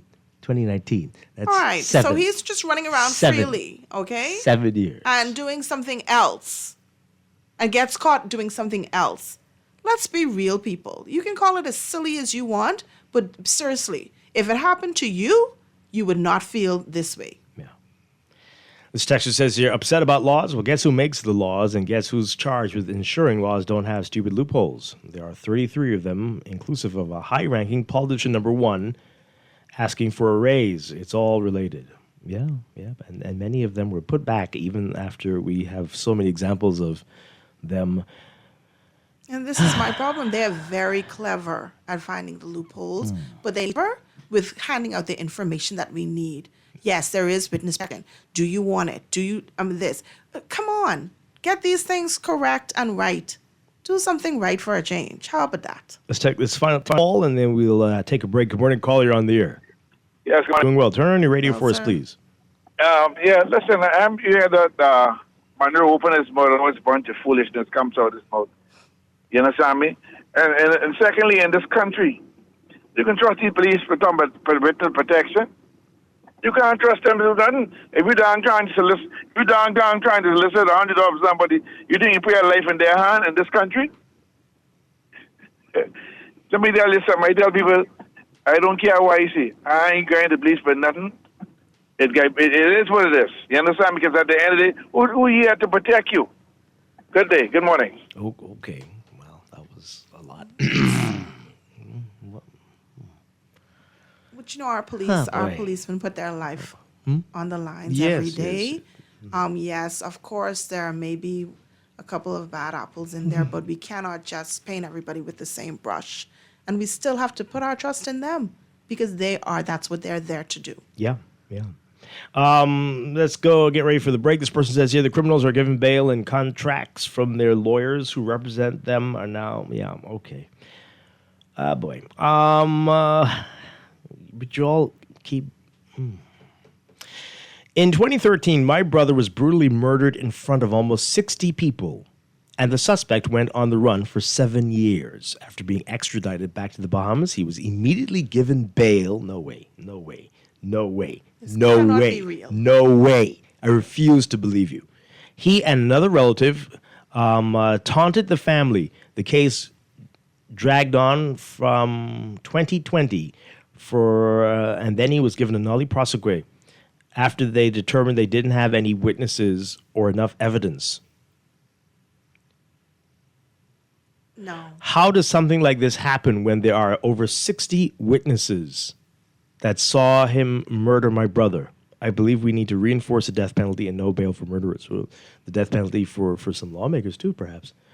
Why did I say that? Oh Lord, my apologies. I'm just very annoyed. This story doesn't make any sense. No, it doesn't. This doesn't make any sense. And if you ran out of the country, you left town, you left the country. 7 years. I mean, that proves no.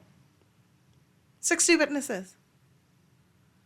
See, this is the thing. You know what? I want to give everybody a challenge. When you read the newspaper and you see these types of stories, all right, like the James McPhee, put yourself in that person's or that spouse's position, anybody in their family's position, and you think about what it is that you would want to happen, okay? Because, see, that's what we're not doing. These things are happening every single day. So, I mean, we might need to listen to that again. He said if there are 400 cases, you can't protect the witnesses and all, or 400 witnesses. Because both of these are not good. 400 witnesses. I think he said witnesses, not 400 cases. You can't protect 400 cases. Oh, okay, well, anyway, it's the same thing. Obviously, you're not safe. Don't see anything, folks. Don't get yourself into any problems in the Bahamas because you are in grave danger. Grave danger. Well, right? like I said, maybe you like just Ghost. need to stay in your house and You're in danger, yeah, girl. you put You're on in you danger, girl. stay locked away. Let's take a break. This is going to be a rough week. Wow. Huh? Right? What is happening? This is Morning Blend on Guardian Radio 96.9. You need a summer getaway? I think I need one too. Stay tuned. Sweat and blood to write your story. That is how you pave the way. You're about to reach the glory. Only one step away. Sherwin-Williams Bahamas doesn't mess about when it comes to product range and product knowledge. If it's a new product come in the store, we walk the store and study that product. One thing with our boss, if a new product comes in, he takes the time and he's always keeping us up to date with product knowledge. Mm-hmm. And we just had 9 weeks of different products that we had to study, and we had exams at the end of each product. Yeah. The only way we can sell the product effective, we have to know that product. Yeah, that helps us to relate to our customers. It gives us better knowledge to know, introduce to them. You understand? So we can know what product to give them to use and what product not to give them to use. Mm-hmm. So product knowledge is really key in Sherwin-Williams. They got the keys. And the key is the product knowledge that comes with our extensive Sherwin-Williams paints. Bahamas. Find color in every day. At RBC, we think it's your ideas that build a life. And sometimes, to keep an idea moving forward, you need a little help. That's why with the loan from RBC, there are no upfront bank fees. And with up to 100% financing, up to 10 years to repay, and competitive rates and terms, there's never been a better time to start the conversation. Let's talk loans. Visit rbc.com/loans today. Your idea of getting there happens here. Conditions apply, subject to normal lending criteria. Hey, did you ever sort out the car insurance? I thought you did. No, I sent it to you. You sent me the reminder. Okay, hold on. Okay, done. Done? Yeah, renewed, paid. NUA Insurance Agents and Brokers gives you access to a full-service insurance portal where you can get an instant quote, renew, pay, and manage your documents. All fully online. With NUA, you have a complete insurance portal. Start now with an instant quote at nuainsurance.com. Keeping your savings safe and sound. If a bank falls down, your money still comes round. Deposit insurance, trust that never fades. DIC protects the funds that you work hard to save. The Deposit Insurance Corporation, protecting your savings. Want to learn how? Call 302-2681 or email info@dic.bs. Tired of banks forcing you to use technology to bank the way they want you to? Your convenience is important. So no matter what your banking needs, Commonwealth Bank's friendly staff are always available in branch for that personal one-on-one service. But when you choose technology, our online and mobile banking app offers you state-of-the-art functionality. The choice is yours. Commonwealth Bank. Bank the way you want.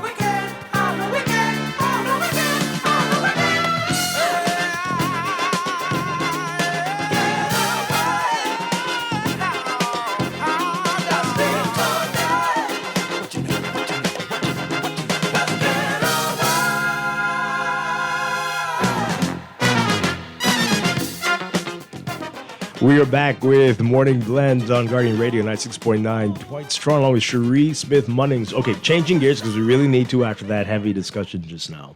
You've been hearing us talk about it. You've been seeing it in the Nassau Guardian, the Guardian Radio, Guardian Media Group Great Summer Escape Giveaway.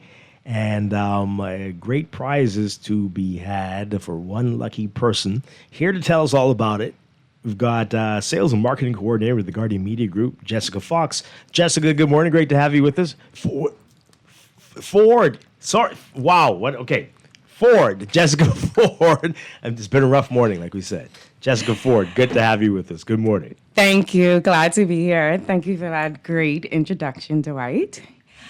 I'm so happy to be here and excited to talk about the Great Summer Escape promotion that we have running right now, one of our biggest promotions this summer, where we'll be giving a lucky winner a chance to enjoy an unforgettable getaway to Fort Lauderdale. What makes this giveaway even more special is it's not just even 2 tickets that we're giving away to Fort Lauderdale. We're also giving away a hotel stay, a car, luggage set, and get this, 1,000. So you got the spending money, everything you need. Listen, whether you're going for vacation, whether you're shopping, or even if you're just taking a getaway escape with someone special, you have it all. So when we say all you need is your passport, it's your passport. That is it. Wow. All right, so it started a couple weeks ago. Yes. What's the turnout been? I've seen we've got a big box in the reception area, and it looks like it's filling up. Full. Yeah. It's filling up. So people are taking advantage of this. Yes. So there are 3 easy ways to enter. Those 3 ways are by buying the newspaper, the Nassau Guardian, filling out the entry form and dropping it in the box at our head office. Another way to enter is by listening to the best radio shows, Star 106.5 or Guardian Radio 96.9. I was going to tell you to say that one first, but that's fine. That's fine. We're all one family. We're all one Dwight. And the third way is by following us on Facebook or Instagram and just liking the post. Yeah. You know, so there's no excuse. You can enter many ways. And multiple times, right? Multiple times. Yeah. So buy all the papers and fill out the form, and you could enter to win. Enter the win. Listen to you guys. Call in. You know, follow us on social media. That way you keep up with what we're doing. Where you can listen out. You know, this way you'll know if you win. Yeah.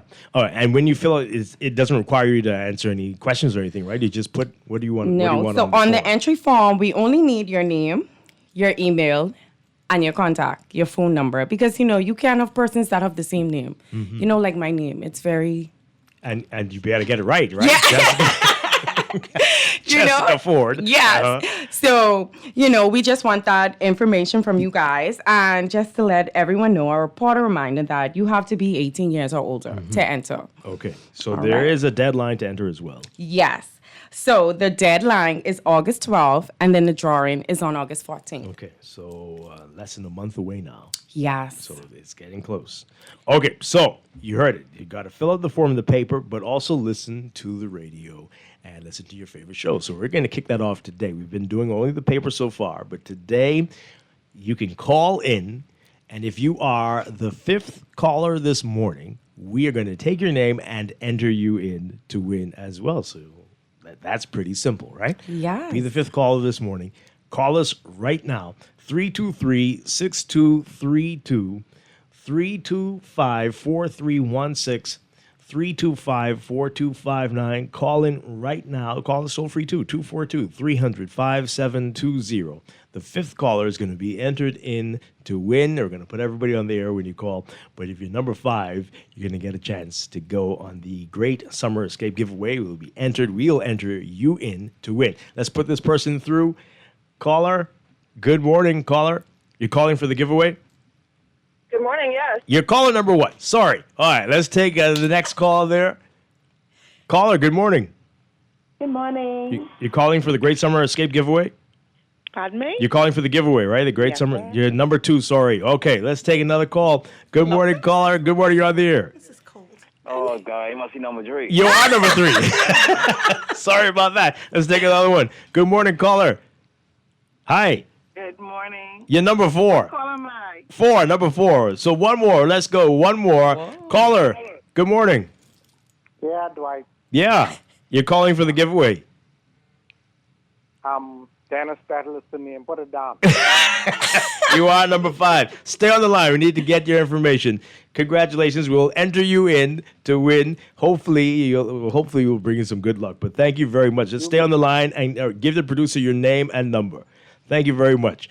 And the other show's going to be doing that throughout the week as well. They will have maybe different numbers for you to be whatever they decide, or other tasks they may want you to do to be entered in to win the Great Summer Escape giveaway. But congratulations to him. We wish him the best. So why I feel sorry for you, because they're going to be calling nonstop. I don't blame them. I wish I could call. But one more time. Calling. Yeah, right. Jessica, remind folks about it. How much longer they have to do this? Okay, guys. So you have until August 12th. We will be drawing on August 14th. And before I go, I would love to mention our amazing partners, which is Bahamas Air, Brass and Leather, Holiday Inn Express, and Hertz Plantation. That's some good luggage. Yes. This is a amazing package that we put together. And hopefully this person has an amazing experience and can come back and tell us about it. Yeah. Wonderful stuff. Thank you, Jessica Ford, for being here this morning. Thank you. A wonderful promotion. It already is. And stay tuned again to Guardian Radio and to our sister station, Star FM, and get the National Guardian. Clip out that Great Escape Summer giveaway, Great Summer Escape giveaway paper, and sign up for your chances to win. And congratulations to Dennis as well. Okay, we're going to break for news and be back with more. This is Morning Blend on a Monday morning here on Guardian Radio 96.9. There's a bad reflection. There's a way what you have been seeking. To ignore them, you're only cheating. So call. You better call. Oh, yeah. Get away. Live with me night till the sun comes up in the morning. Nothing exciting. Everybody Wins Live, the winning is bigger, the action is hotter, and the excitement never stops. We're giving away thousands in cash and free spins every month through our high-paying casino tournament. From Spin-Off to Spin Rush to our high-energy slot race tournament, your next spin can turn into your next payday. But that's not all. Lottery players can chase the jackpot, where every $10 lottery spend gets you one step closer to bursting the next jackpot. Will you be our next winner? What are you waiting for? Visit Everybody Wins Live to see all the ways you can cash in. Put more money back in your pocket with the Fidelity Debt Consolidation Loan. Why pay more when you can pay less? Reduce your monthly debt payments down to one low, easy payment. Apply for a Fidelity Debt Consolidation loan today. Call 356-7764. Fidelity, we're good for you. This is Guardian Radio 96.9 FM, streaming on GuardianTalkRadio.com and the Guardian Radio app, Nassau, Bahamas. The views and opinions of the hosts and guests are their own and do not necessarily reflect the views of the management and staff of Guardian Radio. Wake up, it's a new day. Wake up, it's a new day.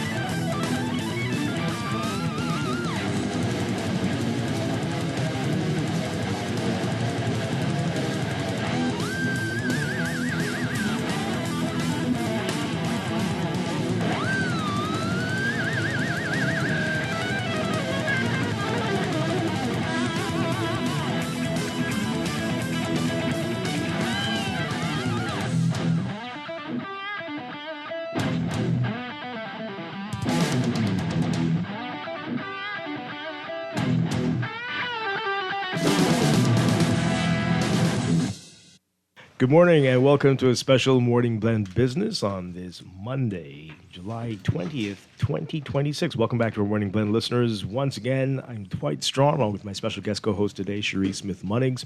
And today we are talking about joint replacement surgery. And I'm very happy to have with us Bahamian orthopedic surgeon, Dr. Aki Minnis, and we have Amal Ferrier, one of his patients. Right? Great to have you guys with us. Good morning. Good morning. Good morning.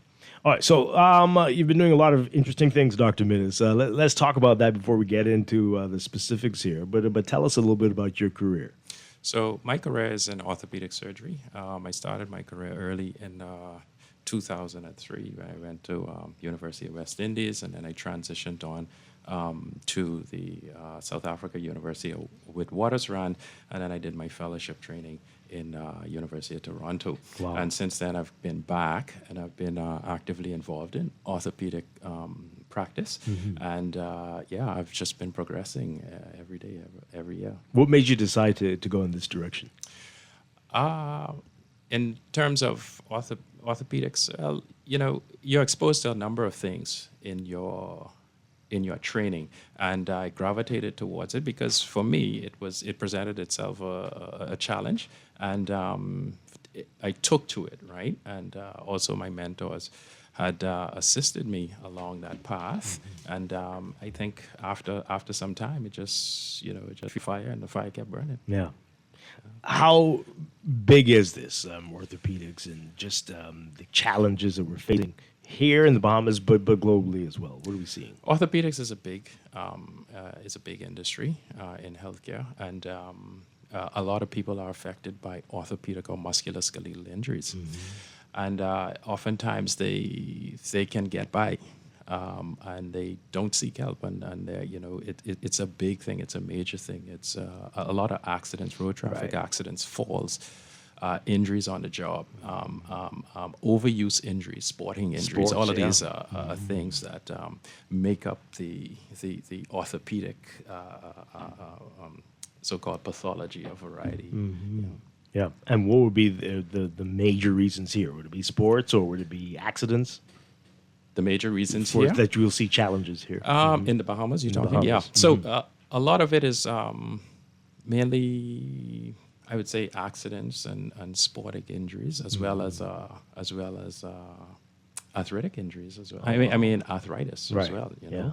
arthritis is a major factor, particularly in the elderly or the aging population. These things can be challenging for them, and I see in my practice, I see a lot of individuals who are presented with these challenges. Sometimes they present for something else. Yeah. And then you often find out that they have other ailments or other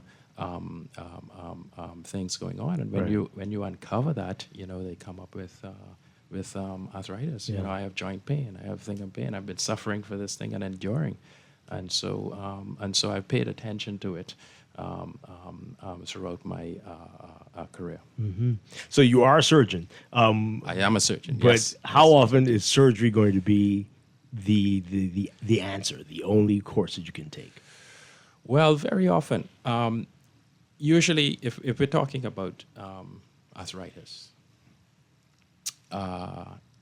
it depends on how severely affected that individual is. And if they're severely affected and they have severe disease, if they've gone to their physician, they've been worked up properly, you find that they have severe arthritis. These individuals can benefit from surgery. There are a number of things that you can do before they get to that point. But oftentimes, this is a progressive disorder. They will progress. They will end up having to face, if they live long enough, they will end up having to face that decision. Wow. And you have to listen to them, and you have to take into consideration what it is, what it is that they want, what it is that they expect, the type of living that they, the things that they do in their everyday life, and what do they want to be after they have that particular intervention. Right. Wow. Before you get there, what are some other courses of treatment before surgery is needed? Well, you can have, it's non-operative, right? Pain medications, braces, number of injections. These things, physical therapy, these things are some of the minimum, what should I call, the things that you can utilize to ease their pain and increase their mobility prior to considerations for surgery. Yeah. And Dr. Mendes, I want to ask a question. These things like joint health, like the glucosamine and chondroitin, are some of these things are they beneficial? Do they help? Yeah, they can help in some patients. When you look at the research and the literature, you know, they're variable, right? So they're not mainstream, right? But, you know, if it offers a patient relief and they're happy with it, you can continue on. But it's in practice, it's not something that it's standard that you would offer them.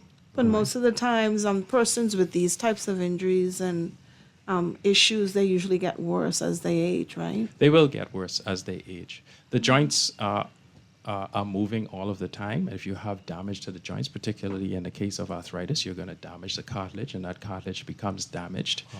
And so it doesn't repair itself. And so what happens is, as you're cycling the joint, as you continue to move, as you continue to load the joint, you will deteriorate.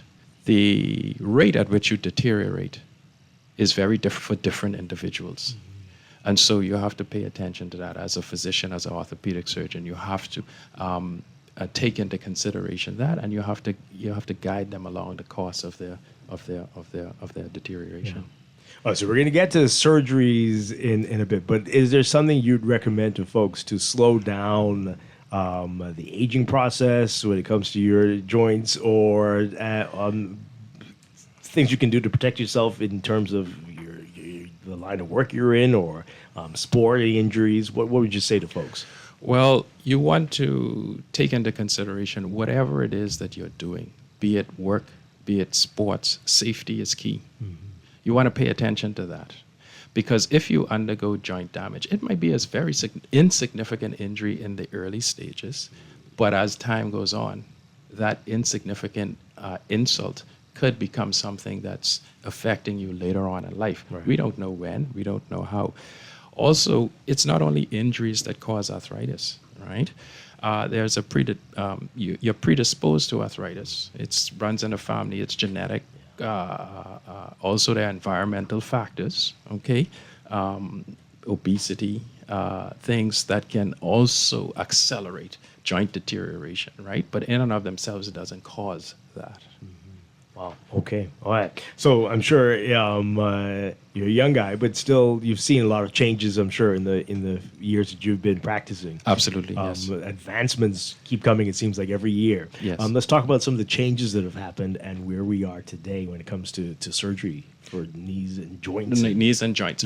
Well, traditionally, when you look at, for example, the hip, the traditional approach to the hip is they use an incision on the side of the hip, right?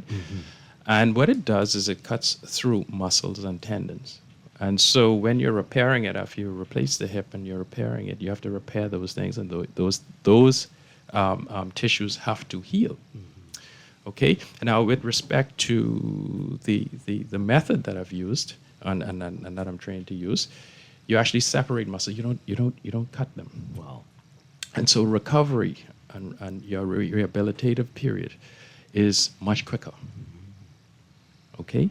And so that's one of the things. Also, your time spent in hospital, a lot of people, traditionally you spend time in hospital. So you have this major surgery, you're in hospital. Nowadays, you can do it as an outpatient. Wow. So you walk in the same day, you have your hip replaced, and then you're out the same day. And you're recovering, you're up and walking within 24 hours. Right, that's wild, and so you recover a lot faster. So it's a less invasive procedure, right? It's a minimally invasive procedure, number one, but it's less invasive. And it's a modern technique. So in North America, if you were to look at it, North Americans use either a posterior approach or a lateral approach to the hip, but now we are finding that the anterior approach, which is less invasive, is much more comfortable for the patient, and they do well. And what about the knee replacement? Do you do that? So the knee replacement, yes. So knee replacement surgery is similar. So that can be done as an outpatient as well. So you come in, you have the surgery, and then you go home. What is essential is that they have the support in that environment once they leave the outpatient facility. They have the support to get up and mobilize and walk, and they have the pain management. So all of these things are factored in. And particularly the patients that do well are well-motivated patients, right? They're very active. They're interested in getting up and moving. Wow. And you're able to do all this here in the Bahamas? In the Bahamas. Wow.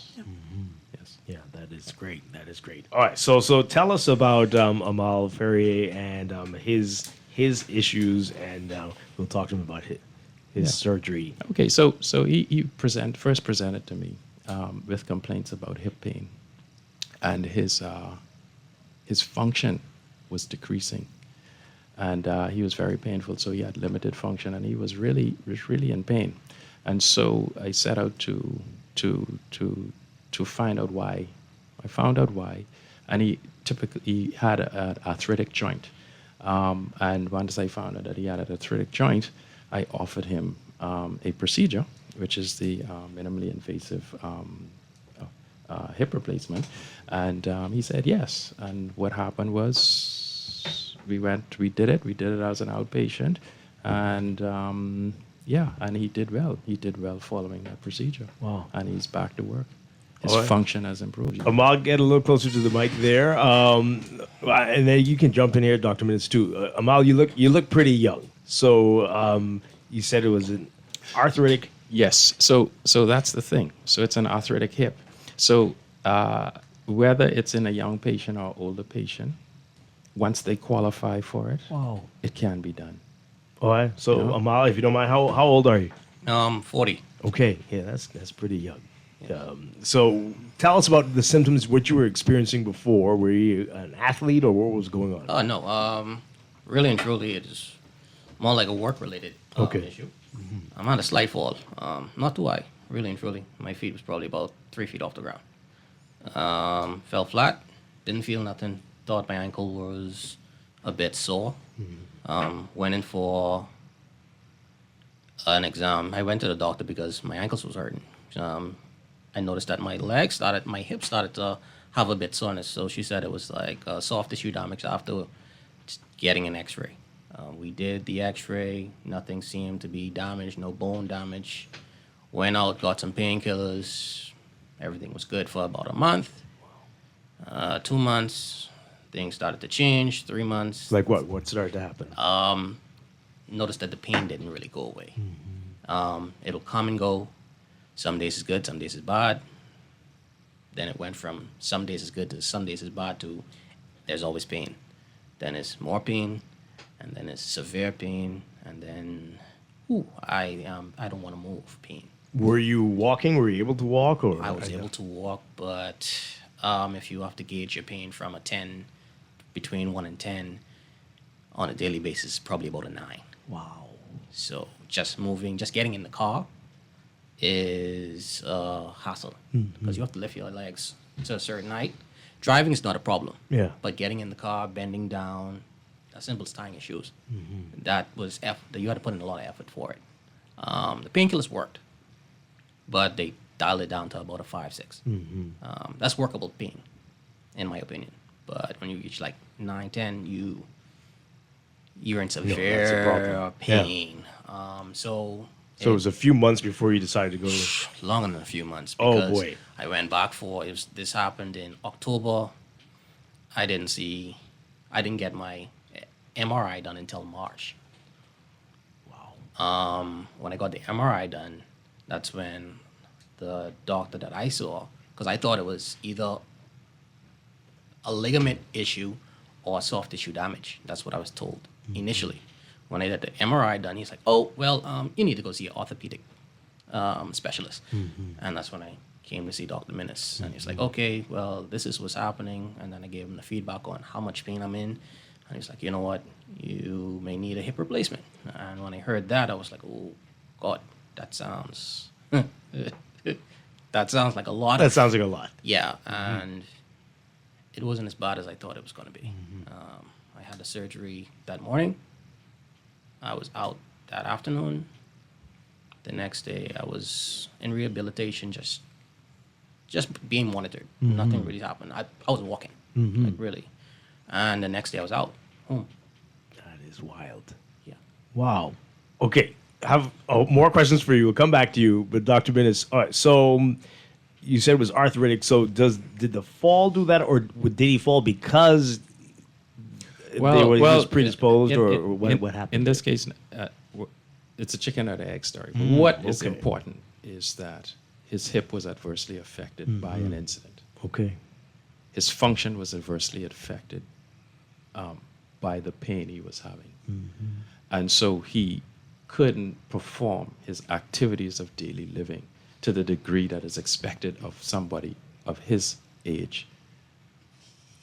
Okay? And so you have to pay attention to that as an orthopedic surgeon. You find the cause, and when we know the cause, we know how to treat it. And once I'd done that, I told him what his treatment plan was, and he was on board, and we worked together. We accomplished what we needed to, and he is now better off for it today. Yeah. Wow. Well, that's usually the problem, though. He's from October to March. We endure the pain. That's what people usually do, and I think that's what took so long, because if it didn't dial up to that much and you couldn't hardly really function, you probably wouldn't have gone in. No. Because I had issues as well. I tore I had 3 surgeries. I'm enduring. But it's good to know that there's something, there's some help. Yes. I may come and see you. Yes. Yeah. Right. All right. So rehab, how long did that take, and how are you doing now? Well, rehab was about 3 months. Just strength training, trying to get back mobility, range of mobility, really and truly. Because I was mobile, but trying to get back to the range of how wide, how deep, how low I could go. It was pretty straightforward. What I do take from it is, if you are in the position that I was in, don't wait. Don't wait. Because the longer you wait, the more damage you could be doing to yourself. Just get it done. Yeah. If you can get it done, get it done. It is a total relief once it's done. because you don't realize how much pain you're in until the pain is gone. Yeah. Any changes you've had to make since then, or how are things with you now? Changes, not so much. It's pretty much the same routine. Even when I was going through that, it was pretty much the same routine. It's just you have to fight through it. Yeah. But it's a lot easier now to do what I usually do. Now, the only I'll say drawback to a certain extent would be like excessive exercises, like jumping up and down and trying to do too much. That right there is not going to be happening. Right. Can you jog? Can you run? I can jog. I can run, but it's not. If I could do something like cycling instead of jogging, I would do so, based on the fact that it reduces the lifespan on the prosthetic joints. Right. Okay. Yes. Let Dr. So, Mills tell us more about that. So that's a very good question, a very good point that you brought up. So a lot of times when you look at joint replacement surgery, it's a prosthetic hip, it's a man-made device, right? So there's a lifespan to that thing, and that lifespan is about 15 to 20 years. Okay. The more you use it, the more cycling you take it through, and it can shorten the lifespan of that particular device. And if you're a young person, then after the life of that device happens, you have another operation or a revision surgery, right? But generally speaking, when you look at what can happen, if you look at the traditional approaches, posterior versus lateral approaches, you have a smaller dislocation rate with anterior hip replacement, right? And so he can do a lot of things. And usually what we look at their premorbid function. What would they like if they didn't have the arthritis? What would they be doing? And Right. That's where we're trying to get them. Okay. So we have to be realistic, and we have to know what their expectation is, and we have to know what they're able to do. And if we get them to that, and we satisfy their expectation, and we satisfy what they're able to do, we've accomplished what we've set out to accomplish, which is what we intend to do. Excellent. All right, so I see the text line is lit up. People are asking a lot of the questions they're asking. Of course, we knew this was going to come. Price. How much does this cost? This is in and out surgery, but what are we looking at here? Well, what I would say is, if they're looking at how much it would cost, I would invite them to call in, and then we can have a discussion about that. Because, as is the case, I mean, it's economical and affordable, what I have done or what I've embarked to do, and simply we are trying to lower the cost of doing this thing. And insurance, I mean, yeah. if you have insurance as well. Yeah, so those factors have to be considered.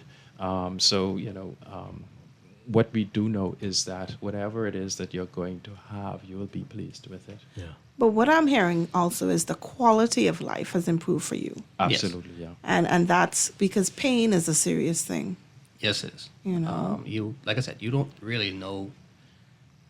In our community, we've been taught to just push through it. If you're in pain, just push through it. You can get over it. You can handle it. But you shouldn't. And when you don't have to handle it anymore, that's when you realize, whoa, I was going through all of that for so long, and it was not necessary. Something like that, it changes, and it does increase your quality. You don't have to worry about minor things such as picking up something off the floor. Yeah, tying your shoelaces. Yeah. Wow. Yeah. As simple as that. Okay. Yeah.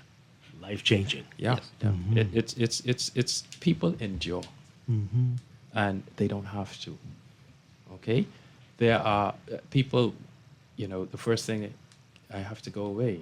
I'm not in a position to do that. I don't have family away. But these things can be done locally. They can be accommodated, right? But it's very intimidating, though, Dr. Minnis, to hear that you may need a hip replacement or a knee replacement. Like, these are major parts of your body. So the information that you're giving now is very calming to me. Because, I mean, it doesn't seem so daunting. Yes. And because you're just thinking of being sliced open. Yes. And that's when most people, they fear that. So it's good to have these conversations. Oh, yeah. Absolutely. Absolutely. We are talking with Bahamian orthopedic surgeon Dr. Aki Menace and his patient. Very thankful, Amal Ferrier. You can continue to send your text messages, 422-4796, or call in as well, 323-6232, 325-4316, 325-4259. Got a few messages here.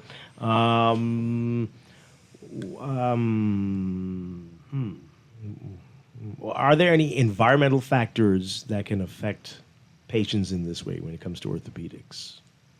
Yes, yeah. There's several environmental factors, but in and of themselves, they're not causative, right? Certainly, you want to, whatever you do, you want to maintain joint health, right? So, overall, nutrition is important. Exposure to certain hazards, you want to reduce any exposure to certain hazards on the job and the work-related areas.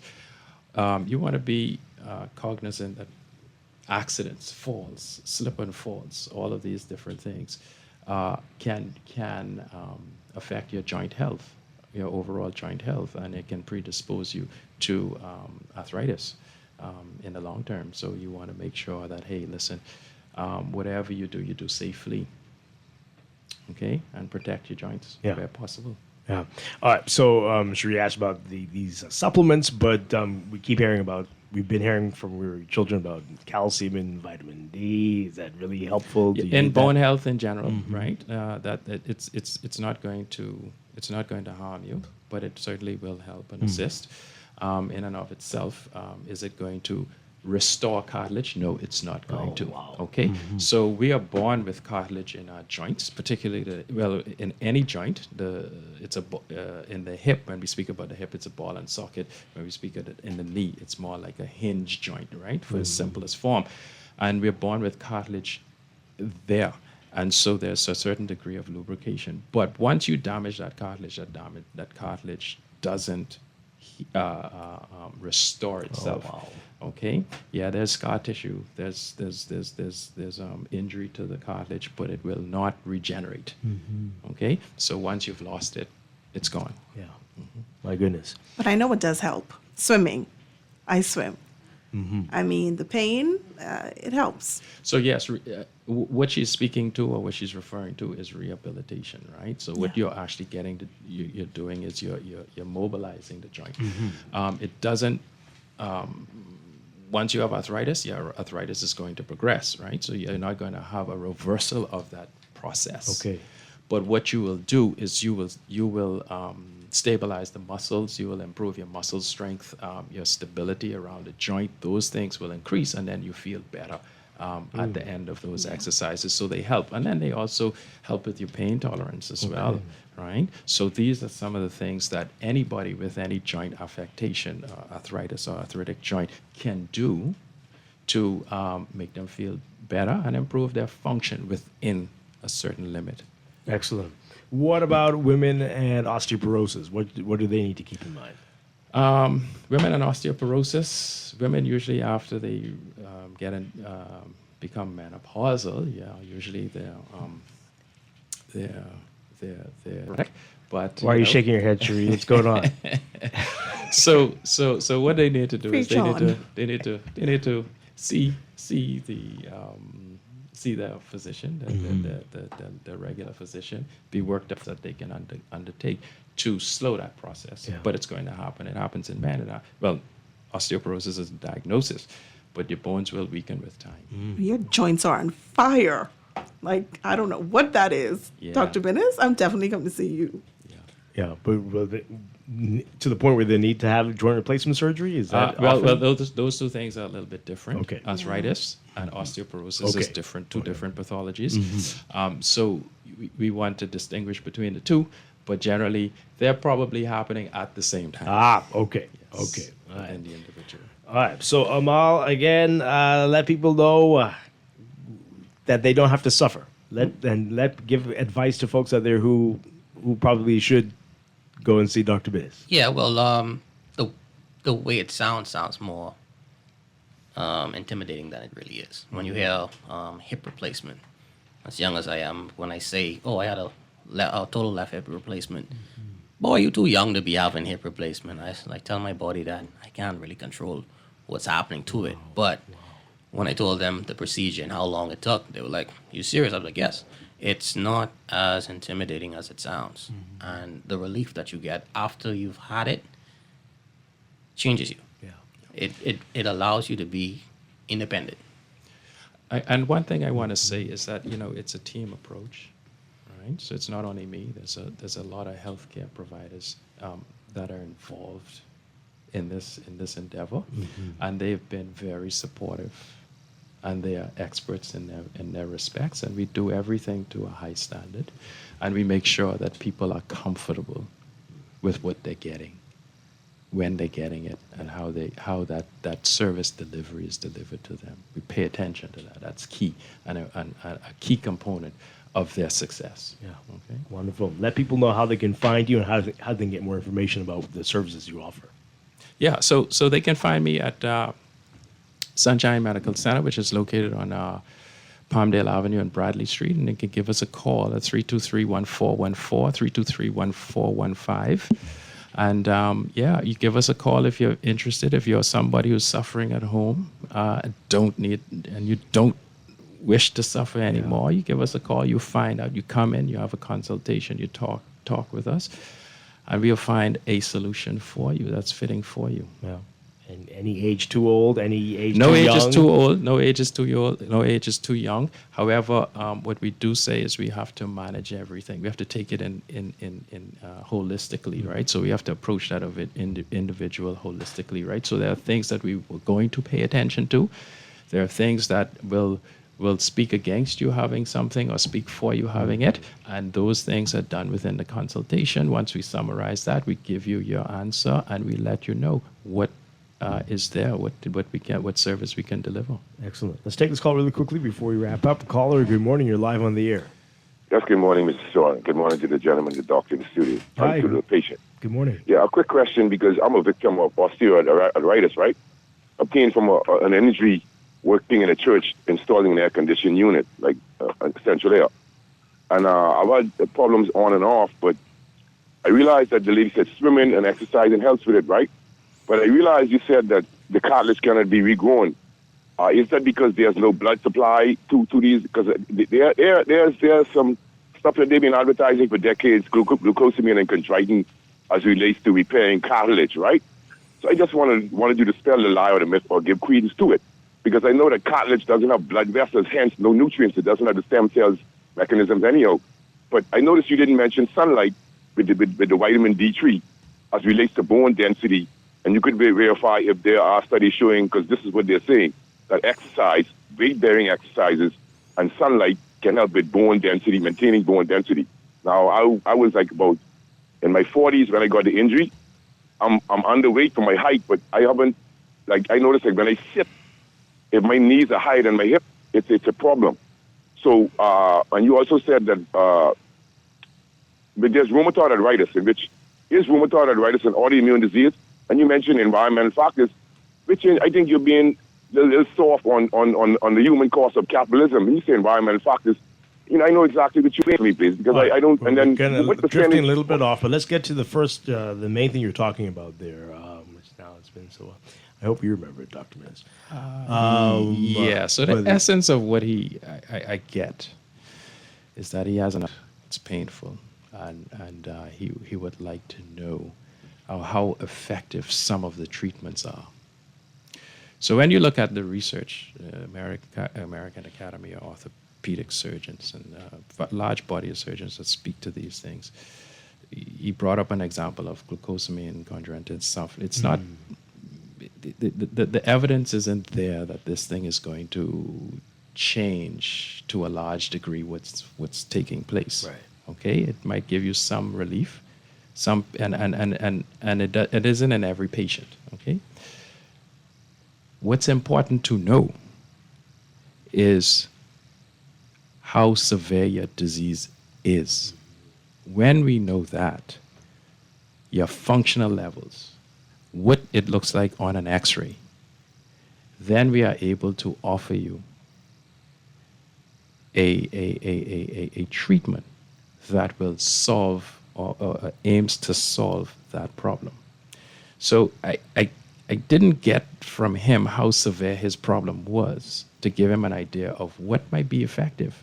And that is why it is very important for you to come and talk to me, and we can do the appropriate investigation so that we can then lead you along the right path. Because other than that, you would be, you would just be I would be suggesting things that are not effective.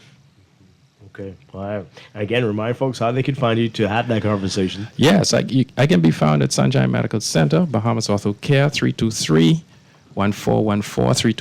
323-1415. That's Palmdale Avenue and Bradley Street. Okay. Wonderful stuff. Dr. Akib Minnis, thank you. Good having you here this morning. Thank you, Dwight. I appreciate it being here. And Amal Ferrier, thank you for sharing your story with us. Very thank you as important. well. I think a lot of people are going to have to make some important decisions after hearing what you said. Yes, thank you both. yes. No problem. All right, we're going to take a break and be back with our final few minutes. This is Morning Blend Business on Guardian Radio 96.9.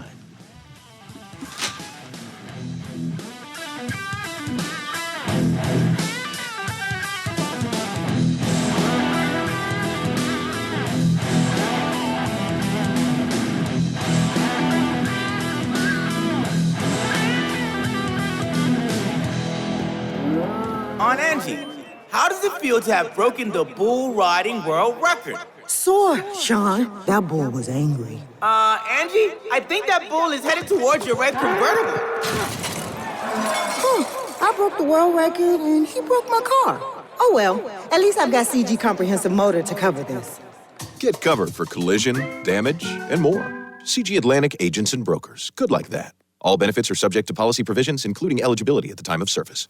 At CFAL, we understand that a secure future is the greatest gift you can give your employees. That's why our tailor-made group pension solutions are designed to fit the needs of both large and small companies. With CFAL, you can provide the retirement you and your employees deserve, ensuring peace of mind and financial stability for years to come. Join the many businesses that have already entrusted CFAL to create the right pension plan for their employees, and let us help you build a brighter future for your team. Visit us at cfal.com to get started on building wealth so you can live well. CFAL, growing wealth for future generations. Shop early to get your uniforms and get Janae's Uniform Center's buy 4 get 1 free sale. Pre-monogrammed and regular school shirts, dry fit and cotton polos, jumpers, skirts, boys long and short pants, PE shorts, underclothes, tights, socks, neckties, belts, sleeping mats, hair accessories, and character work desk. Get 50% off backpacks, lunch bags, and raincoats. Buy 4 school shirts, get 1 free. Buy 2 skirts, jumpers, or pants, get the third 50% off. Need embroidery and monogramming done? Visit Janae's Uniform Center early. Beat the back-to-school rush. Janae's Chesapeake Road back-to-school special. Restrictions apply. Tell them. Screws and Fasteners World, Balfour Avenue and Palm Beach Street, has those hard-to-find fasteners for you right now. You can find stainless steel regular hex, carriage bolts, galvanized bolts, threaded rods, nails, self-tap screws, sex bolts, anchor bolts, turnbuckles, masonry tools, hand tools, and weed whacker strings. Check out the rope selection and car body fasteners, too. Special orders are welcome. It's your #1 fastener store. Screws and Fasteners World, Balfour Avenue and Palm Beach Streets. Call 326-1976.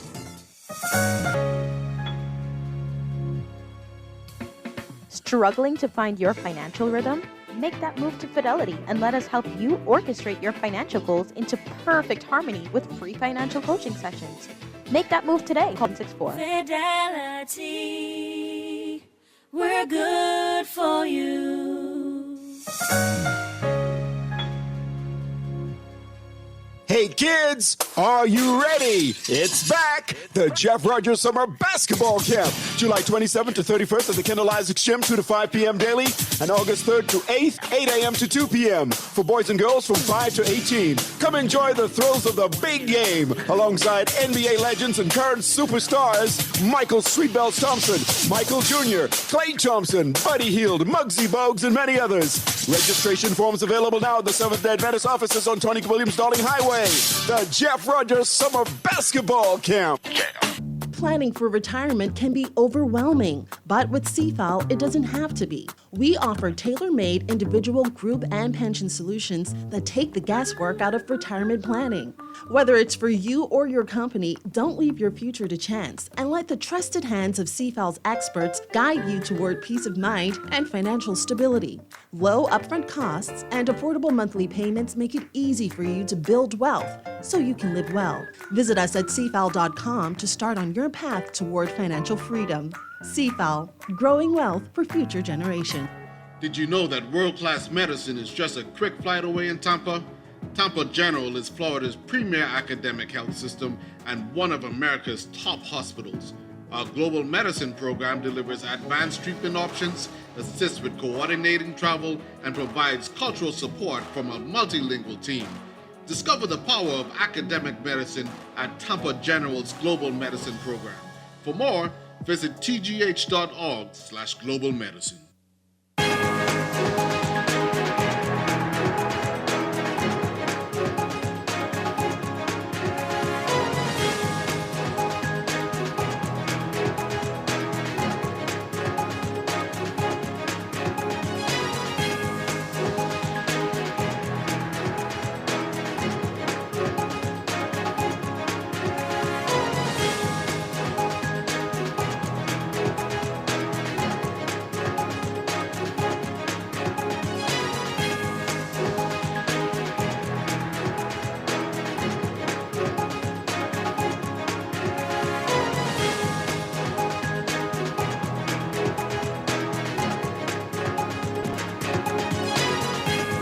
It is time for your morning business report brought to you by CFAL.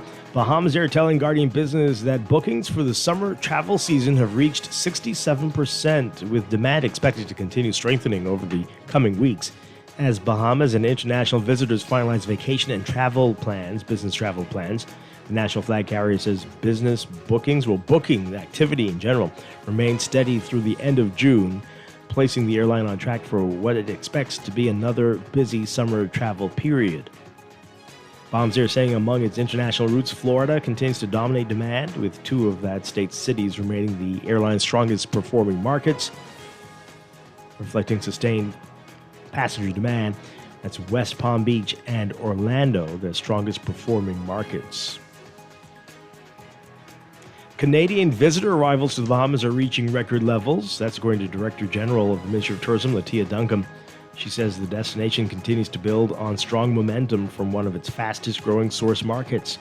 Speaking to travel trade publication Open Jaw last week while on a Canada mission, Duncombe said the focus is now on maintaining strong air connectivity and deepening relationships with travel advisors and the Canadian travel industry. Suncash's business development manager, Sean Smith, telling Guardian Business that they stand ready to assist Bahamians on family islands with cash transfer services. His comments coming after the gaming board warned gaming house patrons to quit using their accounts to transfer money for non-gaming purposes. The gaming board, in a notice on their website published last week, said that they have found that some patrons are using their gaming accounts for purposes other than gaming, including facilitating deposits for non-gaming related services and subsequently withdrawing such deposits without conducting any gaming transactions. It said that the public is advised that accounts held with licensed gaming house operators are only for authorized gaming, and those accounts must not be used to receive or hold funds for any other business or commercial reasons. More on what Suncash has to say in that article in today's Guardian Business. And a Fusion Superplex will be back to full operation by a month after being crippled by ransomware this past March.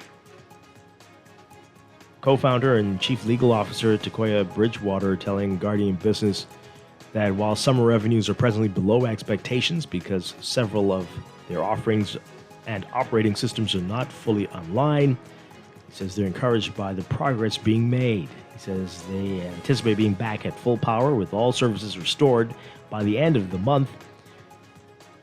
More on that in today's Guardian Business section. Overseas, U.S. gas prices jumped to an average of $4 a gallon again today as the U.S. and Iran launched more attacks. According to Motor Club Federation AAA, the national average for a gallon of regular gasoline is now back to $4. The average price a year ago was $3.14. The price is a national average, meaning drivers in some states have been paying well over $4 for a while now, while others pay less. Prices vary between states due to factors ranging from nearby supply to differing tax rates. People all around the world are also dealing with high gas prices as a result of the war. Gas prices first went over $4 a gallon on average at the end of March. They dipped below that in mid-June and continued to fall as crude oil prices eased when the U.S. and Iran reached an interim deal. Even then, U.S. President Donald Trump expressed frustration that gas prices weren't falling as quickly as oil prices.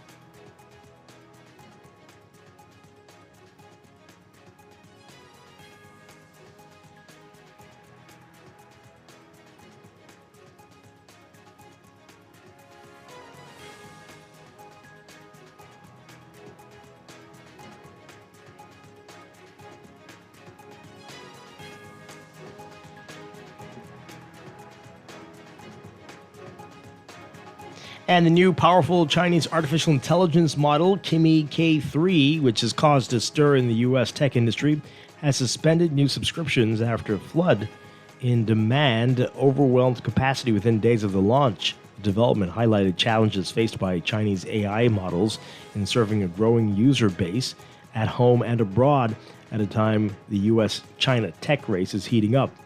Chinese open-source, lower-cost advanced AI models, including DeepSeek's latest V4, have been moving fast and gaining global attention. In early 2025, DeepSeek shook world markets, and helped China to be recognized as a serious competitor in the U.S., where Chinese frontier AI models are largely open-source, meaning they are made accessible for people who examine and build on them. And Hungary's government announcing an investigation today into a large foreign investment by Chinese automaker BYD, negotiated by a former foreign minister, who last week resigned from parliament to take an executive position at the company. The announcement last Wednesday that Peter Sigarto would take the job at the world's top electric car maker prompted accusations of a conflict of interest and criticism over his role in facilitating substantial government subsidies to the company while in office. Prime Minister Peter Magyar telling lawmakers Monday that the close ally of the former Prime Minister Viktor Orban had helped BYD while he was in office with hundreds of billions in public money, diplomatic support, and state infrastructure, and that they were examining all the decisions that he made related to BYD and their investment in Hungary. Prime Minister saying the investigation would look into all subsidies, tax breaks, permits, environmental exemptions, and publicly funded investment given to large multinational firms during Orban's tenure. Closer to home in your Market Watch, recapping trading on the BISX from Friday. Your market movers: Bank of the Bahamas moving 156 shares, closing at 846 unchanged. Commonwealth Bank moving 40,000, closing up 13 cents to 434. Fidelity Bank moving 551 unchanged at 1343. Consolidated Water down 5 cents, closing at 583. Emira Incorporated up 5 cents, closing at 1341. The BISX All Share Index closing at 3,233.88, up 0. That's your Market Watch, and that is your morning business report, brought to you by CFAL, growing wealth for future generations.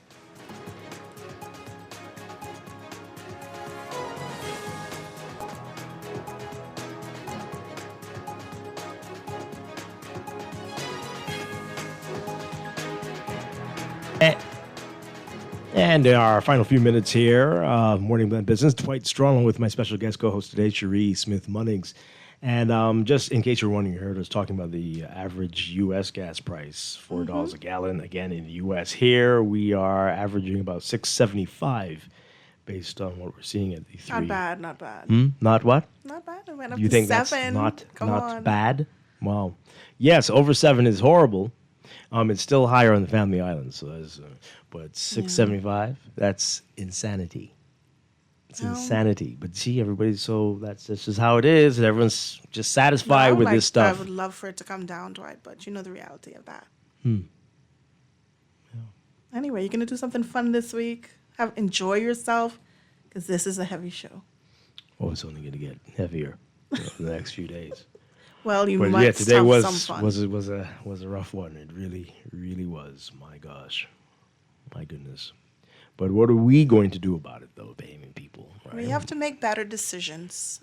And we have to realize put pressure that every on the people who decision- can make better decisions for Yes, us as well. There are consequences to everything you do. So This is and that needs to be taken from the bottom to the top. and we can't be so passive, but we hear these things and no one's going to do anything. I mean, we make noise on the radio, but everyone's like, "Oh, did you hear them talking about that on the radio?" And then that's it. Well, You put move pen on to what's for paper. lunch. Put pen to paper, write in, join together, and make your voices be heard. That's what we have to do. But The person, I can't read all the text, but the person who texted in earlier about their brother getting murdered in front That of all was- those people. yeah. But they sent some additional information afterwards. It's even more disturbing, this story. The story is even wilder. And people are suffering in this country, so much pain, and every day they're seeing people who they believe to have caused great harm to their family, murdered their loved ones, just walking around doing everything and anything they want. and the trauma that's happening with these families, come on. We have to do something. We have to. I just hope that someday we'd be able to kind of actually just come together and unify and make these politicians actually see what we're going through, understand it, and do something about it. We need stronger laws on the books. We need to actually just enforce the law. Just enforce what we have. Straight down from the pot cake running on the street in parks, all the way up to the criminals. The laws have to be enforced. Cherie, hopefully we'll see you some more. Yes, during the it's summer. been fun. It has been fun. Always a pleasure. Thank you for